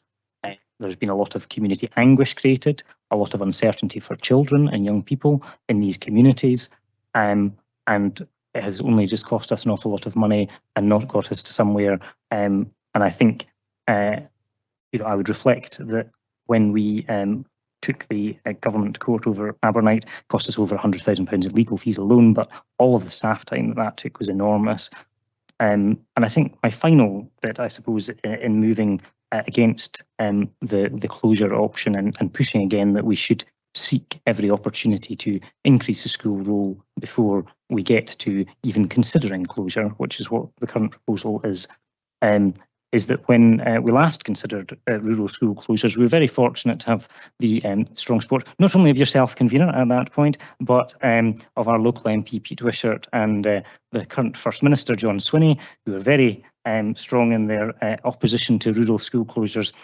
So I look forward to joining them again in opposition to this rural school closure against the current SNP administration's proposal. Thank you. Thank you, Provost. The first thing I say in all genuine is I absolutely respect your consistent approach over these 9 years. We're not speaking about a school closure at this point. Again, it's important to note that I think the great point you make about the detriment, and you'll quote it far better than me, but essentially what we're saying, if there's children are detrimented by any potential closer, we can't do it and we wouldn't do it. I think that's a really important point to make. And it does feel a bit like Groundhog Day, certainly. I will concede to that also. Councillor Stewart, am I correct in assuming that you will be seconding it? Yep, thanks, convener. I think what I want to reflect on is the value of small rural schools and the educational quality that you get out of them. Those of us who were here in the last term may remember the lady who gave a deputation very passionately from Blair and Gone. Sorry, I was using Councillor Barnacle's pronunciation there. Gave a very passionate deputation explaining about how for her child who had additional support needs, a small rural school, quiet, not with dozens, scores, hundreds of other pupils in the building, was of an absolute educational benefit for that child. We heard the same thing about Abernight, that the Provost has spoken at length about Abernight, but that was one of the considerations that there should have been when we were considering Abernight. And members of the committee will have received an email from a local resident echoing exactly these points about the educational quality and the helpfulness of small rural schools as a setting for particularly pupils with additional support needs. I think we should be supporting those pupils and their parents and our residents by not chipping away further at the network of small rural schools that we have and taking the taking the heart and soul out of those communities. I think it's really important that we continue to invest in our small rural education. Thank you, Councillor Stewart. There's very little there that I would disagree with. However, we do have a paper in front of us that is asking us to look at all the viable options around Logie Primary. If there are no more comments, I think at this point we move to the vote, please.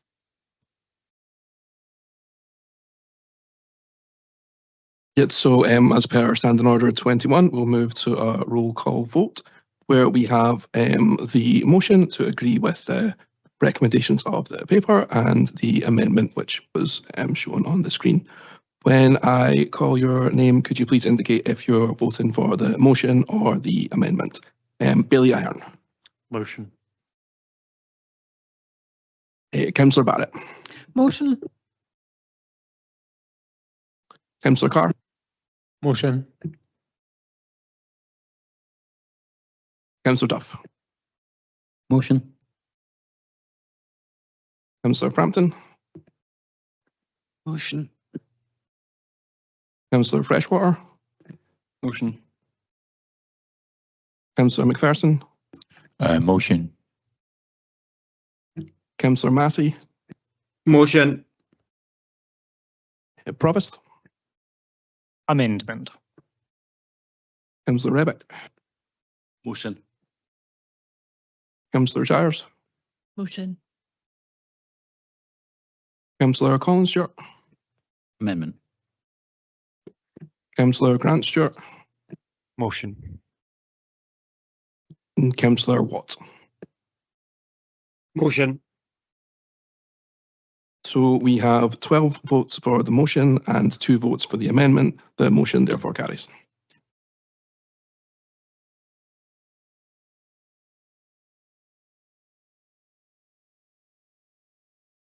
Thank you very much, everyone. That was a big agenda today. I want to thank all the elected members for the great questions and contributions, and thank you very much once again. Thank you. Bye.